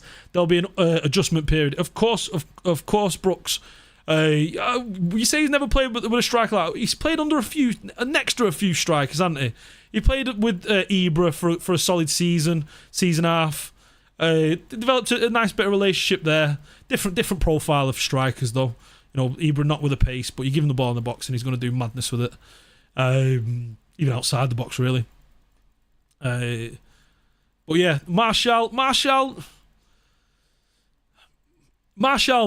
more of a wide forward, isn't he? You wouldn't class him as a striker. He played with Cavani too, Lukaku. Cavani, a different profile of players with Cavani. I'm trying to think more similar profile. You could say Lukaku, but Lukaku's a different player to Højlund in the sense that Højlund, as much as he likes the ball with his back to the goal, holding up a defender, which he can do, he likes the ball in the half turn as well. Lukaku, you didn't see that often with Manchester United. Lukaku, unfortunately, too many times was having his back to the goal, trying to hold up the plate and bringing other players wide left and right, and then getting into the box afterwards. So, but he has got a little bit of pass there. But recently, no, I wouldn't say he's used to playing with the forward, is he? He's had to do it all this last season, and how many minutes? Thousands of minutes. A few thousand minutes he's played, kind of him being the main man up top. So there's going to be a small adjustment period. I wouldn't imagine it being more than a couple of games. So, and on the training ground as well, they'll get used to that. So I'd be excited. Lukaku had face to the goal to be dangerous. He wasn't the type to hold up and link up. That was the problem though, legend. That was the problem for too often we saw with Lukaku. That's how he was asked to play.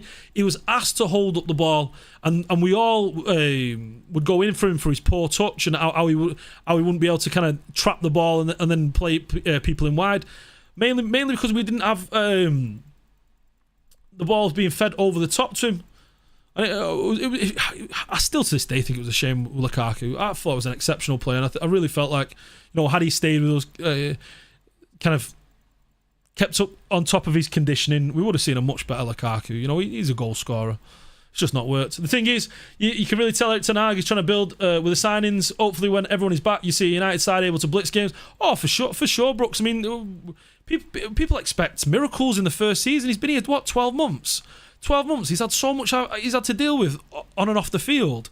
He's had to deal with a takeover. He's had to deal with Ronaldo. He's had to deal with getting rid of losing the likes of Matic. I mean, just off the top of my head, just them two. Herrera. Was it Herrera that he didn't get rid of? It was just before, wasn't it?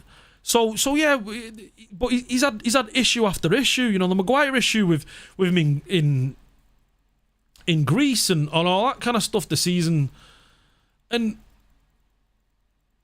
to come into the second 12 months now, you look at his record.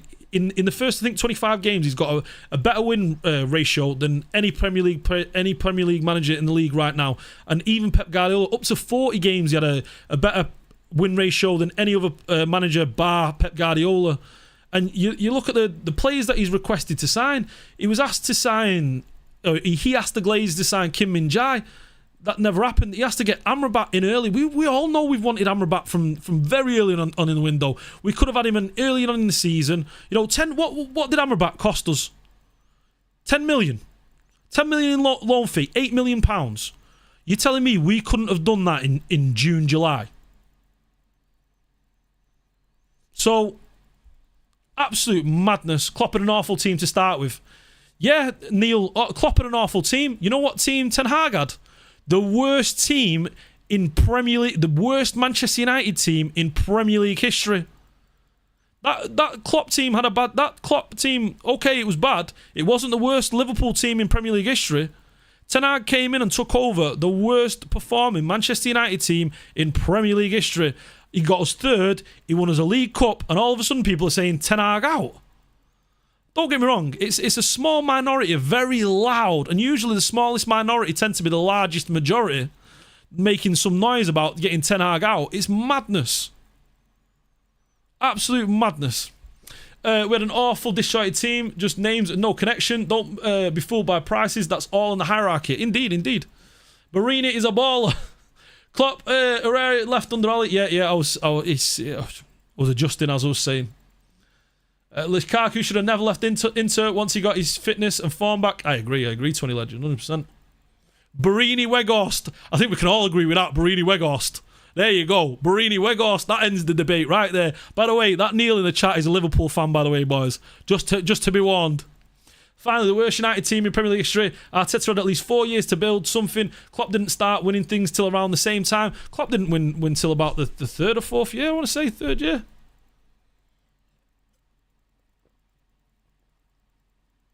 Boys, it's hot out there. Make sure you're hydrating. Water. Right. It's beautiful to see Lisandro Martinez back. Luckily, nothing serious with the injury. He came off a little bit early against Arsenal. Partly the reason why we ended up losing that game. I believe that we keep Lisandro Martinez on the field. But it was precautionary, so understandable. We want him, you know, it's a long season, there's lots of games. I don't want to see him play any games for Argentina. I really don't want to see him play a single minute for Argentina. Let him play in training and then come back and start against Brighton. I'm more than happy in that. And an interesting addition, according to the Team Shaw account, Luke Shaw today in training with the England camp. He travelled with the team and will do individual gym work to aid his recovery. Now, I'm not questioning Gareth Southgate as a manager, but there has been moments where there has been times to question him as a manager. For me personally, I do not want an injured player kind of dealing with an injury, so aches and pains and kind of looking all stiff and, you know, just looking all sore around fit players. I don't want them looking at him and thinking about an injury. I don't want them going anywhere near injured players. Gareth, you should. Luke knocks on the door. Don't answer, or at least if you answer, say, "Luke, mate, you're injured. Get back to your club. You know, get back into the tactics room. You know, if you're not fully fit, make sure you're fully mentally prepared for the next next games, the next few months that you're going to be playing. So, oh, madness. I have no idea what's going on with that. But it is what it is. Here we are. I hope you've been enjoying the dream. Enjoying the dream? Is the dream, boys. We start the dream here, mufcMPB, the YouTube channel over the next year, 5 years, 10 years. Manchester United aren't going anywhere. Neither is mufcMPB. We've got me, Brooks. We've got Anil over the next couple of months at least to be bringing you Manchester United content. I'll be here from Wednesday, Saturday, Monday. We get Anil in on Tuesday, our Talk Sport man. And then we got Big Man Brooks on a Thursday, Sunday, and a wait, what? Thursday? Brooks, you do Thursday, Friday, and a Thursday, Friday, and a Sunday, right? That's what we got Brooks on. Thursday, Friday, Sunday, right? Oh, listen, the build up to the weekend with Brooks, boys, you're gonna want to watch. It's gonna be fantastic. And again, like I said, right now it's rough around the edges. Right now, we're going to apply a little bit of sandpaper. We're going to smooth it all out. Do you know what I mean? This is right now. We're starting out, but as you've seen with the mufcMPB Twitter account, and as you'll see with us together, this we're going places, boys. This is going to be the place to be for all your Manchester United content when it comes to interviews, when it comes to all the latest news, opinions, tactics, everything regarding Manchester United. This is the place where you're going to want to be, and you're here right now. You're here on the ground. This is the start now, boys. So make sure you hit that subscribe button. You can say you're one of the first couple of thousand to be here. You were there. You were part of the gold, the loyal club, the top man's club. Do you know what I mean? You're here. So make sure you smash a like. Smash a like. I swear that smash a like. It's just like YouTube talk, innit? Press the like, hit the like, touch the like, whatever you want to do. There's a like button there somewhere. Just if you'll be so kind, press the like button if you've been enjoying the content and subscribe. It's free. It's not going to cost you a penny. Let's continue on. Also, in the news, which, I've got to be honest, to bring it down just for a moment, I'm a bit devastated. Andre Onana, he's back. He's back with Cameroon. He's made up. Who's a Cameroon manager again? Song. Awesome player. He's back. He's back. I'm hoping they have a big fallout again. I've got to be honest. I hope they have a big fallout. I mean, I'm not wishing bad against him. And to our Cameroonian fan base, I apologise. But when it comes to internationals, I'm a Manchester United man. I'm a Mancunian. Do you know what I mean? It's Manchester before everything else. Even the Englishmen in the chat, they'll talk about England. Give me a Premier League. Now this might rub some people up the wrong way, and I apologise, but it's just how it is. I'm the Republic of Mancunia. I'm first Manchester. I would much rather see Manchester United win a Premier League, a Champions League, than England even win a World Cup. I'm just saying. For me, it's about my city. It's about where I was born, where I was raised. It's about the history. It's about the heritage. Do you know what I mean? And I understand that might not be as strong with our adopted Mancunian brothers, but still, for me, I'm not the biggest fan of internationals. This week now, you can't deny to yourself, you've come into this week almost depressed. You've come in thinking, no Manchester United now for the next 2 weeks. You're not thinking, yes, we've got England games. Yes, we've got Cameroon games.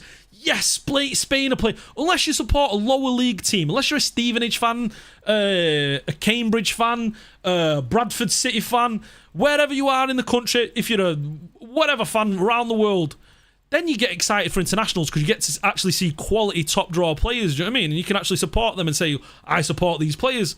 So I completely get it. But as a Manchester United man, I want to see my team play week in, week out. Come on. I think there's only one game, and then Onana will decide if they win the match. Might have to go and watch the local AFC Wimbledon.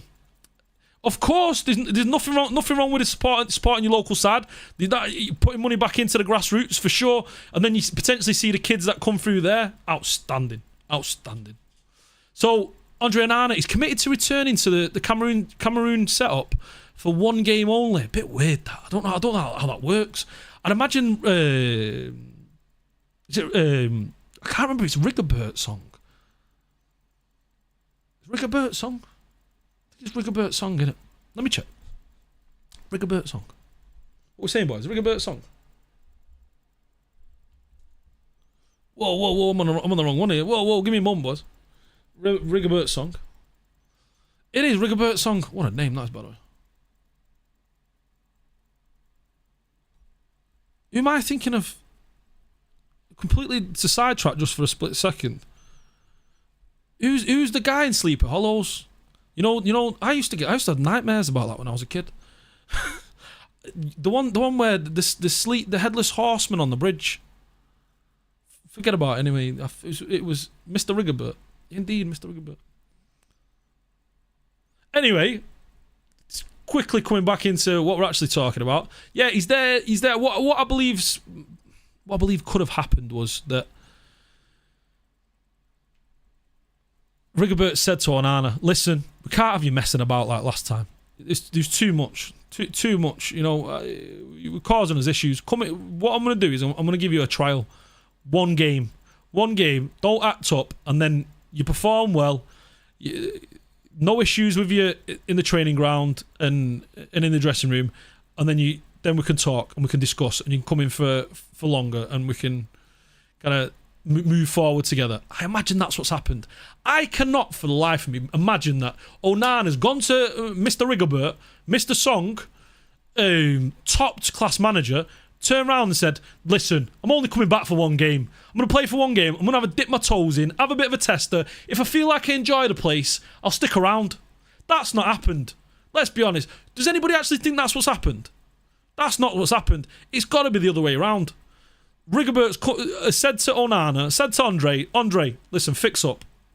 We don't want any messing around here. If you're coming into the Cameroonian setup, we want you fully committed. We're going to give you one game, see how you perform, see how you turn up, and then we can move forward and talk. So, at least that's according to Rob Dawson at ESPN, so is the latest news on that one. I think they fell out over because the style of play didn't suit Andre. You say that, Ronnie, but can you imagine any style that doesn't suit Onana?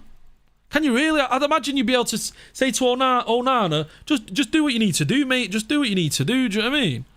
If you need to listen, Onana, listen, Andre, get the ball up long.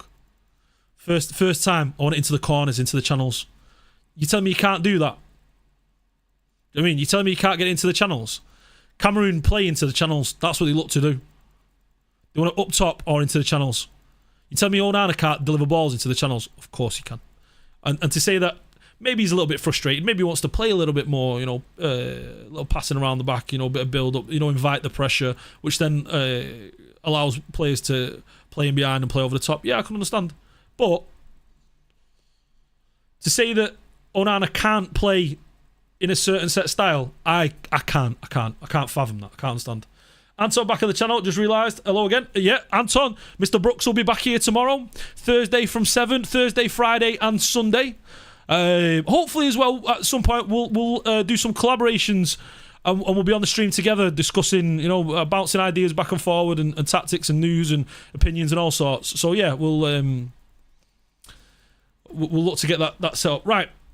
That was the international roundup. I'm trying to think who else is on the internationals. We've got for England, we've Harry Maguire, Rashford, Mason Mount won't be there because he's injured. Luke Shaw won't be there because he's injured.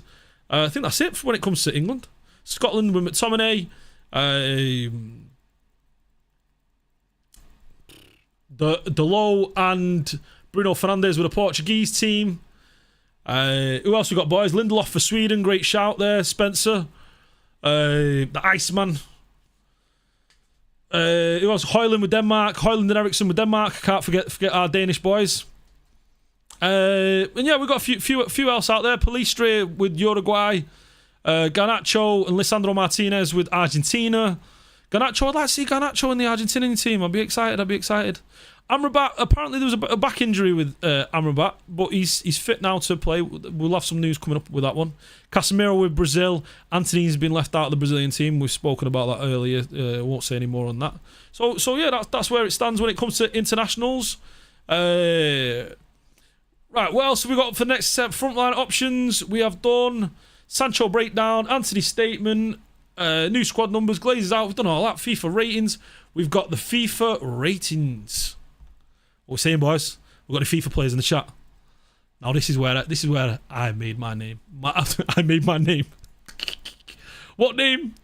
Anyway, this is kind of my forte. Boys? Can we get a A weekend league check in the chat. What's your weekend league record? What's your average weekend league record?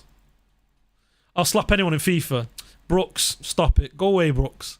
Listen, mate, we'll see. What's your weekend league finish? Aaron Wan-Bissaka is not 72. Average is 10 wins. Not bad, not bad. Average is 10, listen, at least you can qualify. Average 16, 17. Talking about some... Mate, I'm 19-1. 19-1. Yeah, listen, I may not look like I got... I mean, well, of course I have. You've never seen me play FIFA before. Beast! Monster! No way Shaw's that good. No way Shaw's that good. What are you talking about? No way Shaw's that good. 83 Shaw. What are you talking about? Goal scorer in the Euros final. Beast in the World Cup. One of United's best players over the last couple of years. Although, gotta be honest, he doesn't turn up often. But when he does turn up, he turns up. Højlund pace 85 and Rashford's 90.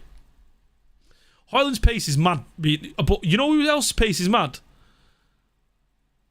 Delow's pace there at 81. I mean, you look at that, 81 pace. Can we get that bigger? I can't. You know what I mean? Right, we'll leave it back there for a moment. 81 pace for Delow. Delow and Rashford are continually like at it when it comes to the sprint tests and the fastest at Carrington. Like, that is the competition. Rashford come into the pre-season this year. I'm not sure if you saw the video, the behind the scenes. Rashford was asking about the sprint tests, and he asked, I think it was, what time was Delow's? It makes no sense. Remember as well, United stats got nerfed when we partnered with eSoccer. Yeah, you say that. I think, are Arsenal still partnered? And to be fair, they have as well. Messi's the face of eSoccer, but he's still, his rating's going to be 90 this year. So, but you look at that, Bruno Casemiro 63 pace. It could be a little. I think it's okay. 67, I would have been all right with. Shooting 75, passing 79, dribbling 79, defending 89, physical 88. I'm okay with that. It's an okay car. But you got to remember as well, there's going to be a lot of upgrades to these cards. Fernandes 71 pace. I would have liked to see Fernandes a little bit quicker. I think Fernandes can hit 70, 76, 78 at least. Rashford 90. He's shooting and passing on Fernandes, by the way. I'm loving the 86 and the 90 on the shooting and the passing. Dribbling's respectable at 83. Defending 69 and physical 77. Yeah, that's about right. Varane 79 pace. I'm seeing it. Any ones that stand out there for you that make you go, wait, what? For me, I'd like to see Martinez a little bit quicker. I'd like to see him at least 75, 76. I'd like to see... Who else would I like to see? I'd like to see Mount quicker as well. Mount's got to at least be like 78. Martial, quicker again. Wan-Bissaka defending, 77. He's got to be at least 82. At least 82. The best 1v1 defender in world football. There isn't a better defender. Rashford at 85 is a what? He's an 86, 87. Last year they got him down to an 83, so this year they brought him up to 85. Was it 83 last year? I think it was 83. I agree. I think Rashford easily could be 87. Easily could be 87. Garnacho 77 dribbling. 77 dribbling. You say that, 20 legend, but 77 dribbling. Garnacho, would you say he's like a Bernardo Silva or a Messi or a who else could I say? Someone who's I feel like it's the turn of pace and his quickness. I don't think it's his dribbling ability as opposed to his speed in short bursts and short distances, and his dexterity, his ability to manoeuvre on the back foot, on the front foot. His ability to slow the ball down. So I wouldn't say dribbling should really be. But 83, 84, I see what you're saying. 83 for 84. Mount's probably base being in that awful Chelsea side. Good point. That's a good point. Mount got downgraded because of all the Chelsea did as well. But you say that he missed a big part of that season. He was one of the better players. Well, one of the better players. I'm reaching there. There was no better players. Garnacho versus Fulham last season shows he should be rapid. He's quick. Not you look at him against Arsenal, the 84 pace, I think you'd like to see 87, 88. These players are going to be upgradable as well. You'll be able to upgrade these players in-game. So, I'm excited this year. You'll see me at twitch.tv/, I was going to say Jumbo Ash, which would have been my old account, but Ash Meppers on Twitch. I'll be streaming FIFA this year, as I always do every year. But this will be my main focus this year, mufcMPB, the YouTube. It's what makes him so quick, doesn't drop speed when he manoeuvres. Indeed, yeah, it's his ability to just like you said, not drop that speed. Where's Ericsson? These are kind of early releases, so there's still a lot to be shown. We've yet to see. I'm very excited to see who we're gonna have, like Kobe Mainu, Dan Gore, Isaac Hansen Aaron. Who else we got in there? The young lads. I love the young lads. I want to see the lads coming through, the next generation, the next Rashford, the next Sanchos, the Wan-Bissakas, the next lads coming through. No one is asking where Maguire is. Dan Gore, Hansen, Mainu. Oh yeah, for sure. I'm excited for all three of them, especially Mainu. Trying to think who else could we have leading the line as well? Charlie McNeil, but he's over at Stevenage now. It would have been nice to see Charlie McNeil card. Gutty Gerardo left. Yeah, Gerardo, the left back. He apparently had issues. Oh, I heard. Boys, I apologise. I hold my head in shame, but I do subscribe to Manchester United Football TV. You know, I do. I am a MUTV subscriber. Please forgive me. My reason is completely valid, though. I love watching the youth sides. I always have done. I've always watched the academy lads, and I've always watched the youth teams. So it's the best way and pretty much the only way to really be able to get consistent kind of footage of the youth teams. So I'm excited to see the progression of the young lads coming through at the moment. So yeah, that's the FIFA ratings. Last, we'll get onto the last roundup of the mufcMPB news from today. Manchester United have opened talks over a long-term new contract for Aaron Wan-Bissaka, an increase of 100,000 a week, 90,000 a week actually. Wages is expected. That's according to Mail Sport. Anybody have any issues with this? We okay with giving Wan-Bissaka a new contract? I don't want to be giving him any more than 175k. 150k if we can. I don't want to be hearing about 200k and all that. Please. Keep it a 25 grand a week raise. What world are we living in? Okay, it's the football world, but still, 25k a week raise should be more than adequate. 125k a week, or at least 115k a week because he's on 90k actually. 120 tops. I'll be okay with it. I'm Wan-Bissaka defensively, one of the best in the league. He offers the option and the ability to play with a back four. With a more solid, rigid back four, and offers Ten Hag a different play style to Delo, and you need that. You need that in the top tier of elite football. So I'm happy with Wan-Bissaka. I like him. More chance of Hugo getting time. Hugo this year, yeah, for sure. Hugo's what now? 2021. He's just not filled out, Hugo. That's the issue I have with Hugo. He's not filled out. We need to see him pack on a little bit of weight, a bit of strength. And I think that will make a big difference to his game. There's no doubt in his ability to finish a ball in the box and drive the ball into the box. There's no doubt in that. It's just, is he going to be able to cope with the physicality of playing 90, 70, 30 minutes even in the Premier League? So there's that to consider. I don't mind getting him a new contract, but not crazy raise in wages. He still has his weaknesses, but solid option. He does, yeah. But he is a solid option for us. I mean, he's done fantastically since he's been nailed down his place in the team under Ten Hag. Manchester United want to discuss a new deal with Aaron Wan-Bissaka. Negotiation will follow up soon, and Wan-Bissaka will give priority to Manchester United. That's according to Fabrizio Romano via the Manchester United stand. Again, reiterating that this deal's looking like it's going to be happening, and we can be secure knowing that we've got a solid right back, at least backup going forward. Well, for now, he'll be starting.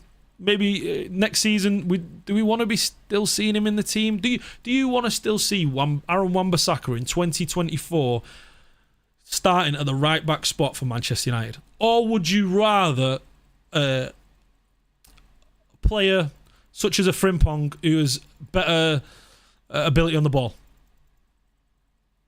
Iqbal Mejbri, to be fair, I like Iqbal. I'm excited to see how he gets on.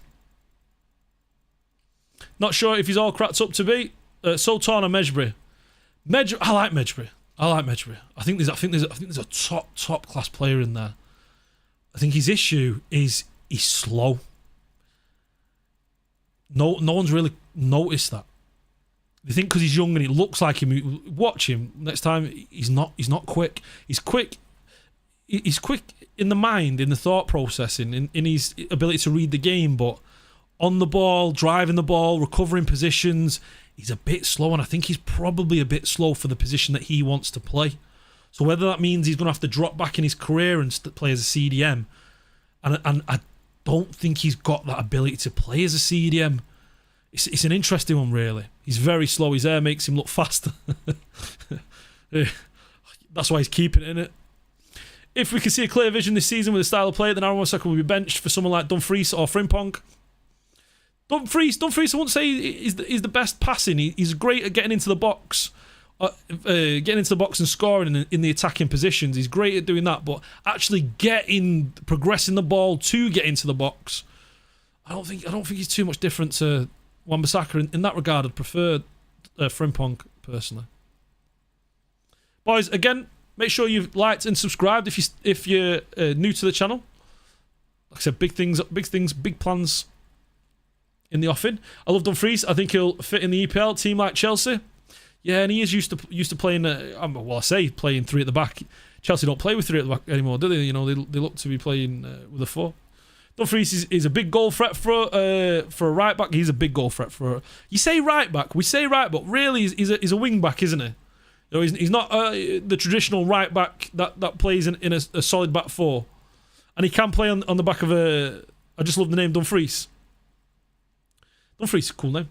Or on the right side of a back three. If not right mid at times, yeah, right. He's been known to play there as well. Sources close to Manchester United have dismissed the rumours that Phil Jones has been appointed to the under-18 coaching staff. Can we get him back in?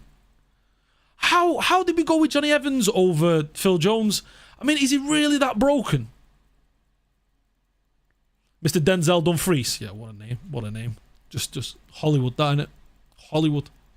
Denzel Dumfries. Starring Denzel Dumfries. Sources close to Manchester United have dismissed rumours Phil Jones has been appointed to the under-18 coaching staff. Where did it all go wrong? What a player he was. Okay, yeah. I know the faces. I know the moments where he looks like a fool, where he does something silly and he loses his head for a moment. But other times, marking Ronaldo Champions League quarterfinals, just playing in the midfield that 2 times. You know, in the I'm Chris Smalling, I'm Phil Jones. He had potential. He's built like candy floss. Candy floss is sticky. What are you talking about, Brooks? Candy floss is sticky. Nothing's sticky. His bones don't stick together. This man is just pure icicles, and the kind of icicles that are like been sat out in the sun for 15 minutes. Do you know what I mean?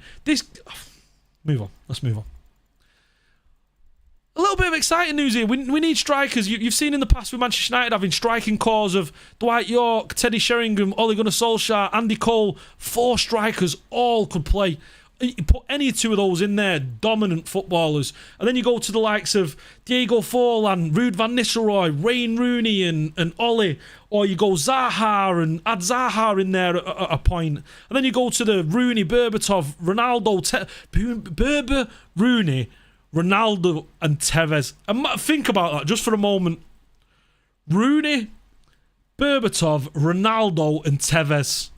Imagine if we had that right now in this team.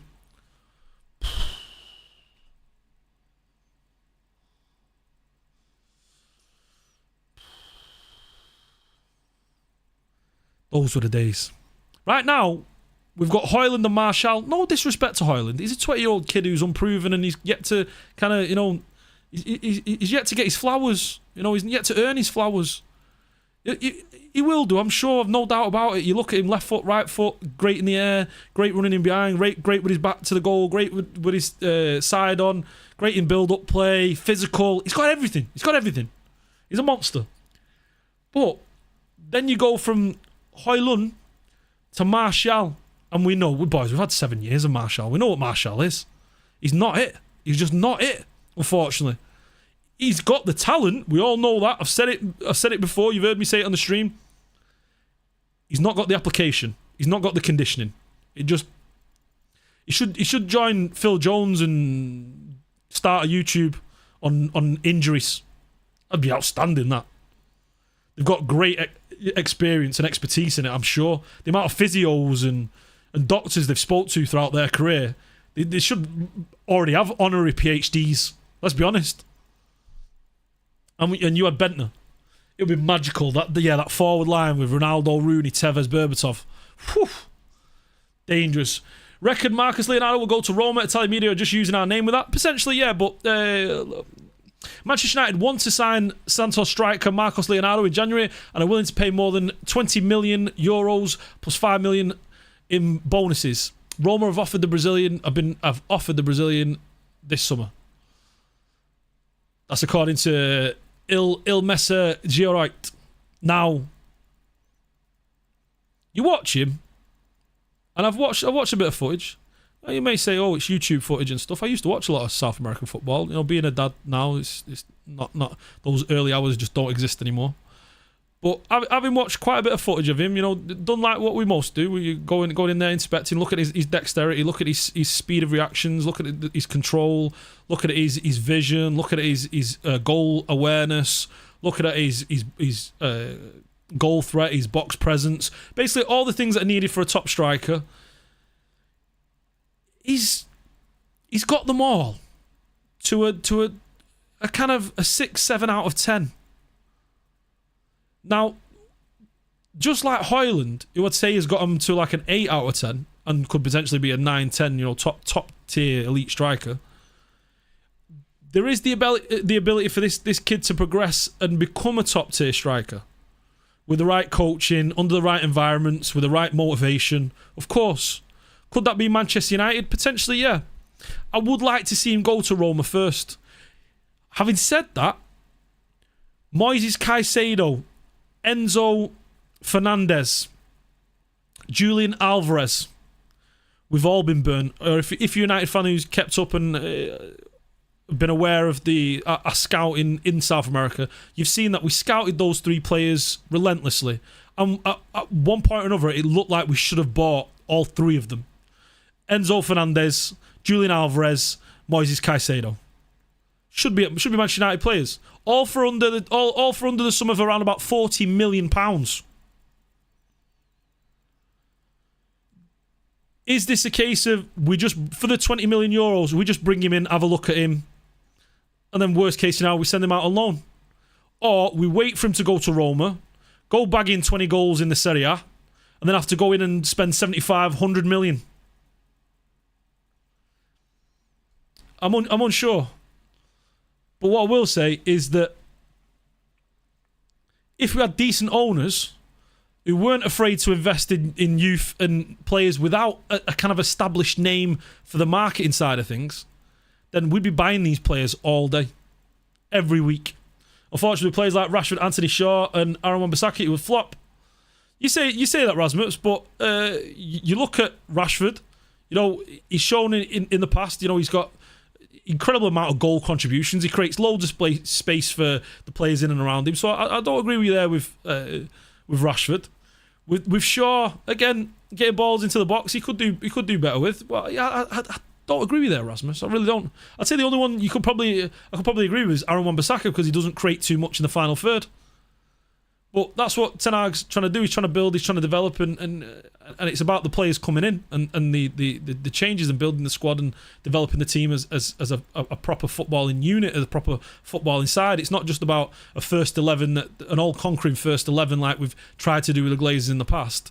He's trying to develop and build like a proper footballing unit where we have players that can come in and come out without too much sacrifice on the quality of the end product. Bellingham too. Bellingham was one where we wanted Bellingham. He had a tour at training. I remember talking to a fella at the time at Carrington, and he was there. He was there with his dad. They enjoyed the facilities. They was happy to do the deal, but they just felt like he wouldn't get the game time that he wanted, and they felt like he wanted to go to a team where he would guarantee game time.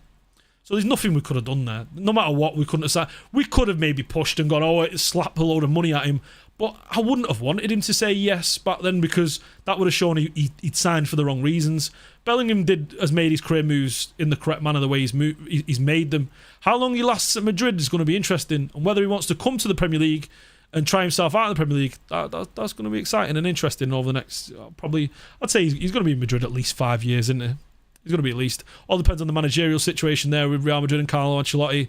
You know, he's not going to be there too much longer, so we'll see what the next manager, if he'll be part of the plans, but that's not for us to worry about here at mufcMPB.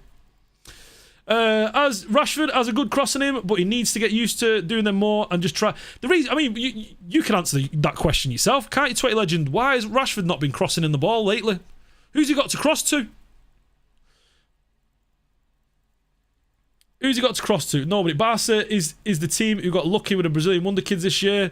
Roque. Oh, what's his face? Yeah. Oh, Roque. Not Roque Cruz. I'm thinking of Roque Santa Cruz. I can't get him out of my head. But yeah, good player from Atletico Paranaense.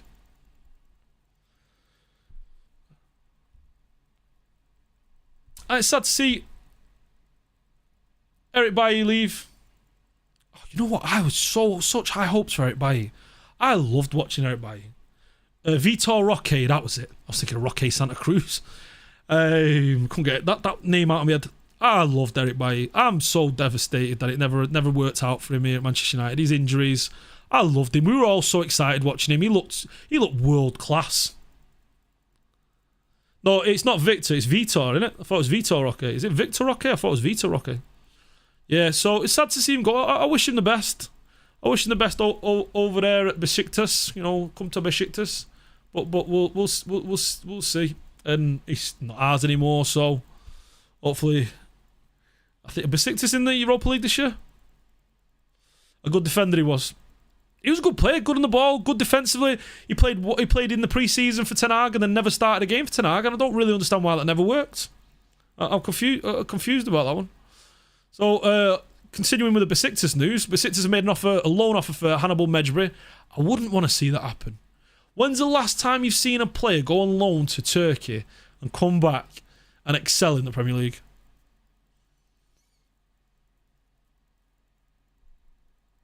Also, continuing with the Turkish news, Galatasaray and Belgian side Royal Antwerp are interested in signing, Royal Antwerp in Belgium, obviously.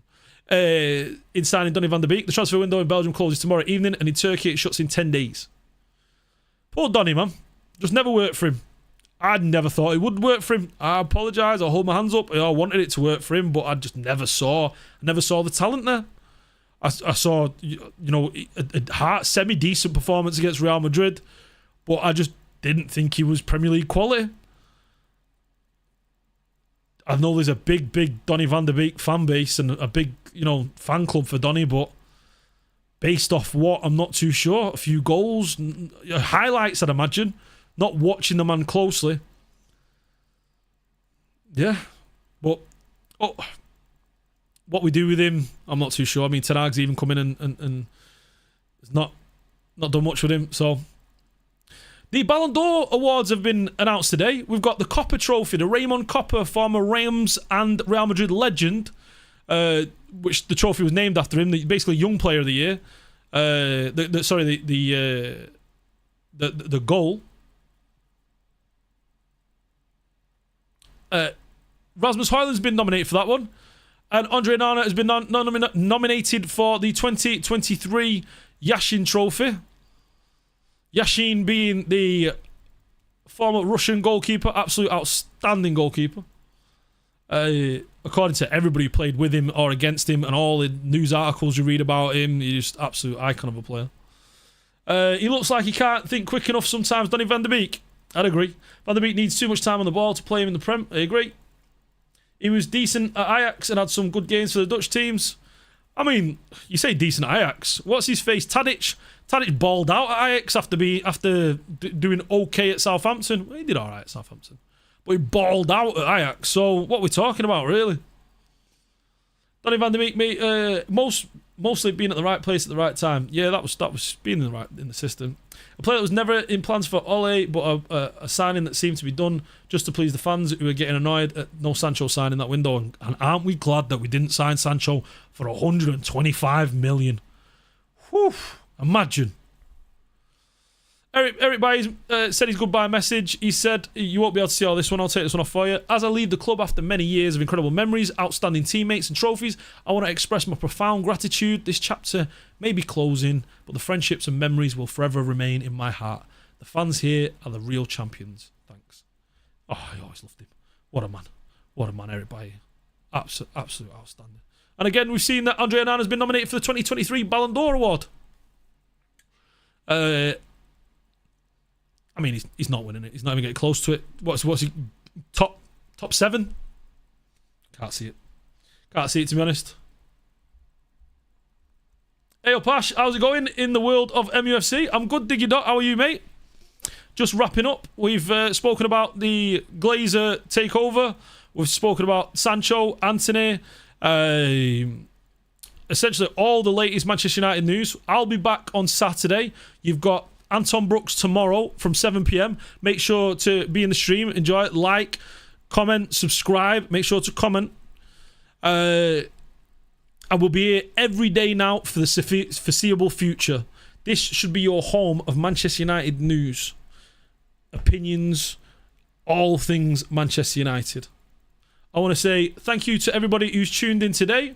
I hope you enjoyed the stream. Again, make sure to like, comment, and subscribe under the video. Make sure to follow me at @AshMeppers. Follow the mufcPB Twitter at mufcMPB. Follow Anton and follow Anil, the other presenters that will be coming up on the channel over the next 7 days. I'll be back Saturday. The channel will be back tomorrow, 7 p.m. every day, 365 days a week. That's the plan. Anyway, we'll see about that. Thank you very much, and I'll see you soon. Take care.